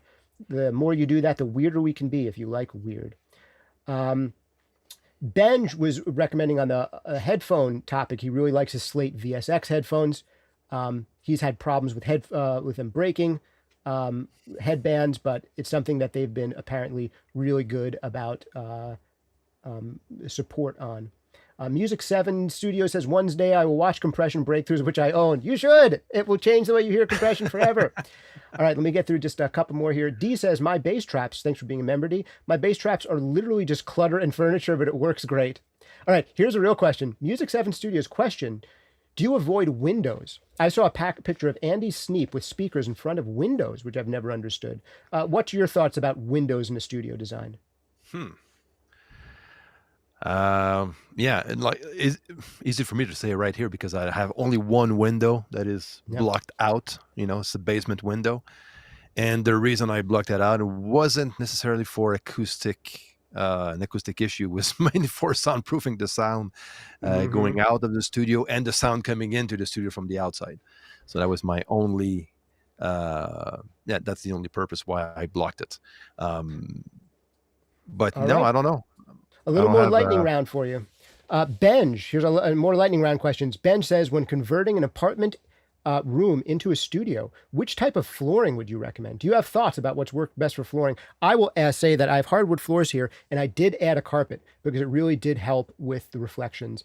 I think if you're in a super dull, deadened room, like I hate rooms that are like super deadened and then they have carpet throughout the entire room. But I think if you're in a room that's a live dead mix, where you have acoustic panels and there's some drywall showing and you have some diffusion and you have hardwood floors, that I shouldn't have said carpet, adding in a rug, I think can be good for Yeah. getting rid of some high frequency bounce. Do you have any thoughts about materials for building or anything you add to that? Yeah, at my old studio, it was all hardwood, and I had a rod also underneath me and under the drums and under a singer, and but yeah, no, you're totally right about that. I like a room that is too dead is not, first of all, comfortable, and I like it better when there's a bit more of a live element to it.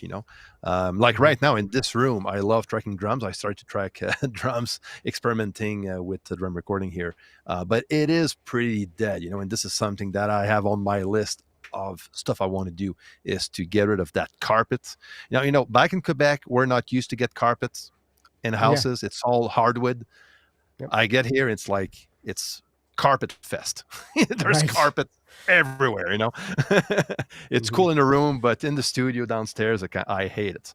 And it's a thick one, so I want to get rid of that, put some like a nice hardwood floor and just like a nice rug underneath my chair, and that's it.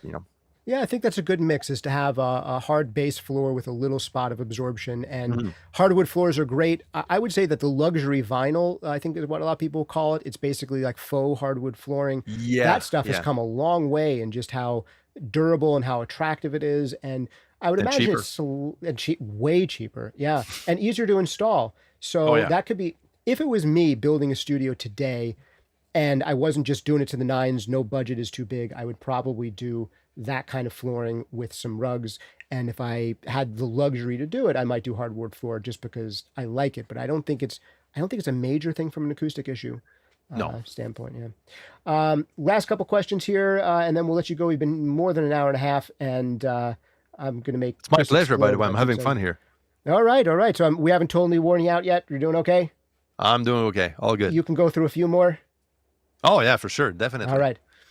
Aaron Loves Gear says, member question, I want to build my own bass traps. Any idea about Owens Corning 703 versus 705? 705 seems denser.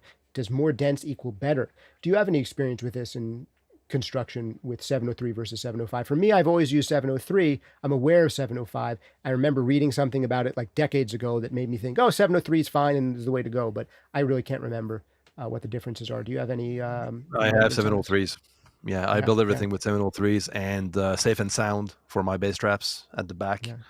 I actually didn't know it was a 705 version. 703 is the norm in the studio world for whatever reason. And I do remember reading something, I'm sorry guys, I've been in audio so long, it's probably like 2 decades ago, that persuaded me that 703 was fine. And apparently many others have been persuaded. This is not something that I have in my brain to rattle off the top of my head. That said, the next time I do a video on acoustic treatment, I will look that up so that I will have it in my head. All right. A little further, Dark Trap says, yo guys, sorry I'm off topic, but have you seen Ozone 11? It's nuts. Are you aware of what's different about Ozone 11 compared to the previous versions? I released a video today about Ozone 11, actually. Nice. So okay, I'll have to watch it. Yeah. So this is the answer to your question, is go over to Chris's channel. What's the title of the video? Isotope Ozone 11, the future of mastering. All you need to know. There you go. Nice.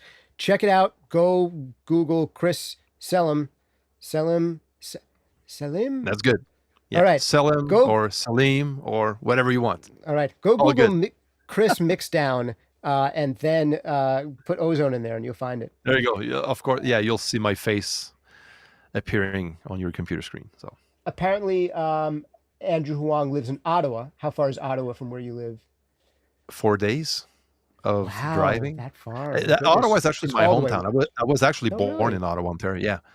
It's right. It's where it's the capital of Canada. So this is where the Parliament is, and it's right on the verge of Quebec. So across the river from Ottawa, there is the province of Quebec. This is where I was raised in Gatineau, which is the city across Ottawa.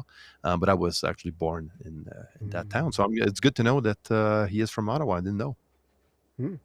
Aaron Loves Gear says, things like Ozone are beginning to make analog seem objectively pointless. I like seeing all the cool new plugins that are proudly digital, eschewing analog paradigms entirely. I love that both exist, but I understand what you're saying. I know that some of our viewers here, like Benj in particular, really loves Access Analog.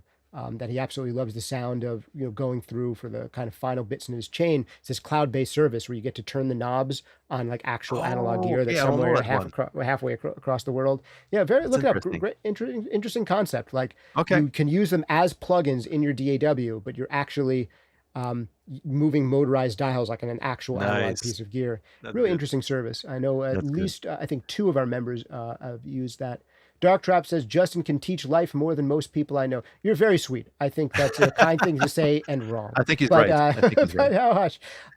Tom says, sounds like you already have a good handle on the Bible and Christianity. Tom, when I learn a subject, I learn a subject. I would say that I might understand Christian theology better than the average person who's a Christian, because I think the average person who's a Christian believes without understanding Christian theology and doesn't need to, like they don't, because I think if you've read, No, you're right. I'm You're reading right. some of, I've read a bunch of apologists, because I need to go deep. I need to understand something intellectually Yeah. to understand it fully. Like I need to understand heart and mind. And some people can understand things in their heart and they don't need to go further. It's just Exactly. like someone who's really good at mixing and doesn't need to know what all the frequencies are. I know Jeff Ellis, great MixCon presenter, great at mixing. He's like, I don't know 440 hertz from 420 hertz. Like, what are you talking about? I don't even know 3K from 1K. Like, that's not the way that I think. He's just good at mixing for so many reasons that he doesn't need to think in those numerical terms. Just like there's a lot of people who are great audio engineers, great music producers, totally misunderstand digital audio and think that higher sample rates are necessarily better, even in cases where it doesn't make any sense that a higher sampling rate would be better. And they're like, but I make great records, so you should listen to me. Like, no, you make great records. It has nothing to do with your understanding of the science of sound. That's like how these topics can be as well. But you're so right about that. Yeah, totally agree. Yeah, for sure. It's so you're right. It's and in the end it comes to the heart, So even in mixing, the parallel is very good, with spirituality, with believing in God and mixing, music. Of course it's good to know all the technical stuff and to dive into theology or the technical stuff in mixing. But in the end, the heart is what is going to break it. Mm-hmm. Yeah. Yep. Whether like all the parameters of an EQ or all the different parameters you have, like on all those types of different compressors, if the art side is not there while mixing and only the technical part is there, you're going to lack something. Yeah, I 100%. And honestly, one of the reasons that I'm so interested in going so deep onto the technical side of things is because for me, it's the only way I can make my brain stop thinking about it so that I can just feel my way through music. I like that. Because like otherwise all these questions come up, like, is it better to cut or boost? Like, can you do both? Like, how many dB are you allowed to boost before you're doing it wrong? Do I have to put my reverb on an aux send or can I do it as an insert? Like, if I'm one of these overthinkers where unless I do the overthinking, I can't shut my brain up and say, we thought about that already. We understand it. We understand sample rate on an intellectual level. So now we can just forget about it and get back to making music. Exactly. I would imagine the people who like my channel are people who are also like that, who they want to go so super deep so they can shut their brain up and get back to feeling things. And that's why we teach on YouTube. Yeah. Because we love to dig up stuff and we love to teach what's important and what's not important, like sample rate. Well, just to get feedback on our conversation, I think is mostly positive. Music 7 Studios, apparently probably referring to the Bible, says that growing up in the American South, it's instilled in you at an early age, and it's a really good basis for other literature and understanding other literature as well. Chris Ibbotson says YouTube has encouraged such amazing discussions all over the world. Kennedy says, I'm Christian, but I respect other styles of life. Since I say that Christianity is just a style of life. Tom says, Psalms and Proverbs are a great place to start along with the book of John. And I tend to agree with that. Some people are saying here that they really are liking the deep, long form discussion rather than a 5-minute chat. Aaron Miller says, as someone who is not raised at all Christian, I also find it interesting how much I have unexpectedly been called to study the Bible lately. Great insight. Yeah, I think I've been seeing that a lot as well. Dark Trap says, teaching made before the Bible could be interesting or more also. Yeah, I think so too. And there's one of the things I love about reading C.S. Lewis as a Christian apologist is he's one of these people who is interested in world religions and explored deeply other world religions. And I think he was like a scholar on Norse mythology for a while before he, later in life became a Christian. And I don't know. I think there's great places to learn all over the world. I think even if you are a Christian, I don't think that doesn't mean that you can't learn from some of these other traditions. Oh, no, for sure. No. Yeah. And a lot of these other traditions don't make necessarily tons of factual claims about the world. That's one of the interesting things about Buddhism is that like you don't necessarily have to believe a certain set of things. It's almost just wisdom scripture, which that exists within Christianity, but other elements, more factual claims, also exist within Christianity. We had read Music 7 Studios' comment about Beethoven. It's worth reading again, saying that music is an entrance into something divine that understands man, but that man doesn't understand. I wanted to repeat that one because I loved it. Music 7, thank you much for sharing it. And Dark Trap says, yes, because it has to be lived rather than understood. That's a big thing. Yeah, you got to live things and not just understand them. And that's why honestly, that's why I like the gold record on my wall more than the YouTube record on the wall. The YouTube plaque represents me understanding things, I feel like, and the gold record represents me living things. And I really feel like I love that. The most you can do both, the better. That's cool. D says, currently reading Rick Rubin's book, The Creative Act. And Rick Rubin, I would say he considers himself a very spiritual person. I don't think he's I Christian. think so too, yeah. I don't think so, but very spiritual. Yeah, he considers himself very spiritual, and I think would 100% relate to the idea of art coming from somewhere else and coming through us. Definitely, yeah. I'm actually going through that book myself, so it's a good one. Yeah. Good. I had about an hour and a half podcast episode about that book and about my understanding of Rick Rubin's philosophy on life and music production. If anyone has gotten this far, an hour and 50, this is our longest podcast episode yet, Chris. So I appreciate you being the longest one. But I feel for anyone, it's like being on Joe Rogan, you know? If I could just turn to the audio Joe Rogan, that's all I can do. Because Chris, I'm never going to be good at lights. I'm never going to be good at what Streaky does with doing like a 5-minute quick tips with a shocked face, YouTube thumbnail. I'm never going to be good at it. But if somehow he can make me the audio Joe Rogan like that I have the skills there for. You go. I can do that, and I can master records. I can Very keep good people. Start, man. All right, thank you. Well, I've interviewed people before. Of course, in the podcast, it's a little different. Like Rogan, I do as much talking as my guest, so I guess we have that in common. I also do jujitsu and archery, and someone just tipped me $5 in the super chat. Thank you. Oh, nice. So good stuff. We just got that, so thank you. I'll get to your. Let's see who is it. Creator Season says, they have a specific question. So let's get to this specific question. Maybe this is a good place to wrap stuff up. He says, do you master a mix before recording, or can you record on a mix before mastering? Does it matter? Wow. I'm not sure I understand this question. I got to read it again. No, same here. From Creator Season, who paid to get this one put in. Do you master a mix before recording, or can you record on a mix before mastering? Does it matter? This to me sounds like a Zen koan. Like, if the tree falls in the forest and no one's there to hear it, does it make a sound? Do you master a mix before recording, or do you record a mix before mastering? I think let's get our terms right, that you mix, like you record something, and that's the idea of capturing it. And if you do multiple passes, you're going to have multiple tracks. Mixing it is getting all of those sounds together into a final balance that you like. And you're spending time looking at each of those individual tracks. And then for mastering, you zoom out and you listen to the track as a whole, finished, and say, how's the overall frequency balance? How's the overall loudness, the overall dynamic range of the entire track? And how does it fit in the library of recorded music? Will it sound good next to other tracks in style on a playlist? So I think that's the best that I can say, is just to define those three terms, because what I see in that question is confusion about what those three terms mean. Am I reading it wrong, Chris, or do you have a similar perspective on that? I think I have a similar perspective. Yeah, it's okay. No, you're totally right. But it was hard to understand to begin with. Yep. All right. Well, sometimes we have folks from all around the world watching the stuff, and English isn't always the first language. Or if we just gave you for your $5 basic overview, English is not my first language. You're doing good with it. So at least you have an excuse, unlike me. All right. Music 7 Studios recommends William Lane Craig as one of the most popular Christian apologists now. I think I've encountered some of his stuff. I've been encountering some, same here. YouTube will hit you with the algorithms, and I think I've encountered him, and I can't remember which one he is offhand. Let's see here. Dark Trap Studio says, I'm having trouble reading that one. I'm sorry. Music 7 says, it does connect music directly to something spiritual rather than just being about revenue all the time. I think he's talking about the role of faith in music. let me see if I can find another question here.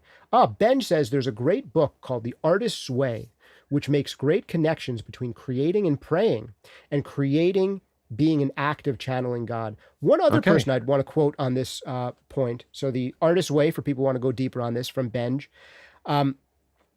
Another thing, a person I want to mention is Daniel Lanois. I don't know if he was Christian or religious, but spiritual, like a Rick Rubin type of character.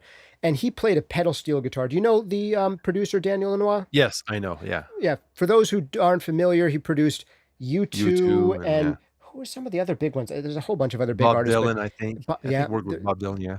Yeah, there's a whole bunch of great ones, but U2 is just such a big part of his career that's almost knocks all the other ones out of your brain. But he's worked with tons of artists. I think he was going to work with the Psychedelic Furs, which would have been cool, but I don't think that happened. But anyway, he referred to his pedal steel guitar that he would travel with as church, and he would play it every day, and he would call that going to church. And that was his understanding of playing his instrument. That to him was church. And I think there's a lot of secular people who have a similar understanding about music playing that role in their lives. Yeah, totally. Tom says, great discussion. Creator Season this says, the idea of hell turns folks off to Christianity, but those who choose hell will be consumed and cease to exist, not exist in eternal agony, if that helps. Yeah, I think that's a more compassionate understanding of hell that I think has come up for a lot of people, that hell is the state of being separated from God. I would say that too, yeah, definitely. Yeah. The state of being separated from God. That would be my definition of hell. Yeah, and it's internal. You can do whatever you want with that. Yeah, go from that point. Yeah, that if you have said, I reject God and that's my final decision, and then you die, it's like, well, for the rest of your eternity, then you're separated from God. And all the other stories that we tell about it are colorful ways of suggesting how bad that is relative to being one with like the now goodness now you can dive creation into lots of the rest of your life. Theologies and interpretations and history, facts and debunking or whatever. There's lots of stuff there, But I think the important thing is that, like for me, it's like being separated from God or not, So that's the whole point here. Studio 22 says, awesome conversation. Dark Trap says, I accidentally moved the mic and gained one level of ASMR. That's awesome. Ben says that. There's one from Jesper. He said, Chris, what's the holy snare sample? Yeah. Do you have an answer to that? It's funny because, that's the, whatever Sean Moffat uses on his mixes. It's the holy snare sample. There you go. That's the thing with Christian worship music. There's always those big fat snare sounds that I kind of like, to be honest with you, but yeah, full of samples, a bit like country music a bit, you have like those fat snares and, so. Now I wonder if death metal artists always turn it up to 11, do Christian metal artists always turn it up to 7? Is that how it works? Is that good? It took a moment. Good. I hope that was a genuine laugh. It took a moment, but we got it. We got it out of him. We got a giggle. All right. Ben says, this is a total dad joke. This is how you can tell both Chris and I are dads now. Don't get me started. I have lots of those. Yes. The only people left on this podcast at almost 2 hours in like dad jokes. Ben gave us £4.20 and appreciates us. So he hit us in the super chat. And a lot of people here saying, nice stuff. Pythagoras used to play the lyre, says so be it. Pythagoras used to play the lyre to his students, which helped them drift to prophetic dreams. He'd play the lyre to wake them gently in the morning as well. Yeah, I think music thinking about it having a role in our lives, it's tricky as a music creator. Sometimes we surround ourselves with it so much in the studio that when, at least for me, that sometimes when I go about the rest of my life, the last thing I want to hear is music. So I listen to Christian apologists and listen to videos on how to get better at archery or jiu-jitsu or whatever. But remembering that we're making something for people to integrate into their daily lives, I think is super important. Definitely. For sure. It is. Well, Chris, what are some of the best ways for people to check you out and follow you if they want more from you? Yeah, Mixdown.online. You can just Google or YouTube Mixdown.online. You'll end up on my channel. Bunch of mixing videos, production, cubase videos also. So all for the home studio musician. Also, Chris has great courses. If you have not taken a Chris Selim course yet, what's the one to start with? The one to start, if you're a Cubase person, you can start with the Ultimate Guide to Cubase to fully understand the Cubase as a software, to find your way around. And that was it's one of my bestseller. Lots of people coming from other DAWs love this course. So that Yeah. was very helpful in a very fast way to understand Cubase and to just start working right away. So that would be my number one if you want to learn more about Cubase. For recording, mixing, I also have like 2 other courses. One that is focused mainly on recording, to get the best possible recordings ever, because we all know the better the recording, the better the mix in the end. You're going to work less and work better and be more efficient while mixing with better recordings. And of course, the ultimate mixing Cubase masterclass, which is my mixing course made on Cubase with stock plugins only. So there you go. Sweet. Awesome. And there's also MCC, which is the Mixdown Coaching Community, which is our private community that I open twice a year for registration. So this is where I give some every second week. We go and do live streams, mixing feedback, live streams, and we have challenges and stuff like that. So pretty cool. It's a very nice community. All right. Well, thank you for joining us and giving our community a look at how the inside of your mind and the inside of your heart works. It was very cool, Chris, to really get a sense for you as a person. And did I cut you off? Was there any other places that people should check you out, or we kind of went through all of it? No, but there's Instagram, all the same thing. It's mixdownonline everywhere. So name it. Even on what's the new one, the new platform? I forgot. There's a new one that there's a new one that I'm supposed to be bad at now too. What's it called? Yeah, exactly. It's the one that everyone went to in the first 2 days and then kind of ignored. So you can find me on TikTok, Instagram, under Mixdown Online also. Oh, I don't even have a TikTok yet. One of these days. All right. Hard to follow at some point. Eh? Yeah. Well, Chris, it's been great having you. Last shout out I want to give is to our sponsors. If you'll give me just a second while I pull this up one more time, I want to remind you that we do have a big giveaway going. We are giving away from Point Blank Music School a full ride to their music production certificate program. Check them out at sonicscoop.com/contest, where you have a chance to win. It's about a $2,500 program, and it is like a deep one, like 6 months to a year, depending on how fast you take it. And so that could be a cool one if you want something like traditional, the kind of audio school I think that both, Chris and I went. I'd imagine you get some of that kind of background. So check those guys out, Point Blank. Also check out Ultimate Support Stands. They really do make ingenious designed, high quality stands that don't cost a ton, are lightweight, sturdy, and durable. They make good stuff. Every time I've had an Ultimate Support stand, I've liked it, and I particularly like this one I'm using now, their BCM 300 Deluxe Broadcast Mic Stand. Check them out, ultimatesupport.com. Last but not least, a favorite of both Chris and I know, is Sound Toys. They make some of the most creative, fun, interesting plugins out there, especially their new Super Plate. Their whole bundle, if you don't have it already, you should just get it. But you can try out anything they make for free for 30 days over at soundtoys.com. And that's all I got. Any final words from you there, Chris? Hey, man, I had a blast. Justin, thanks for the invite. Very nice conversation. We didn't plan that the way it went, and this is what I like about it. So there you go, man. Keep up the good work. You're awesome. Right back at you, sir. Thank you so much for hanging out here in Sonic Scoop. Also go over Anytime. to Mixdown Online and check and hang out there too. Thank you guys for hanging out with us. See you next time. See you guys.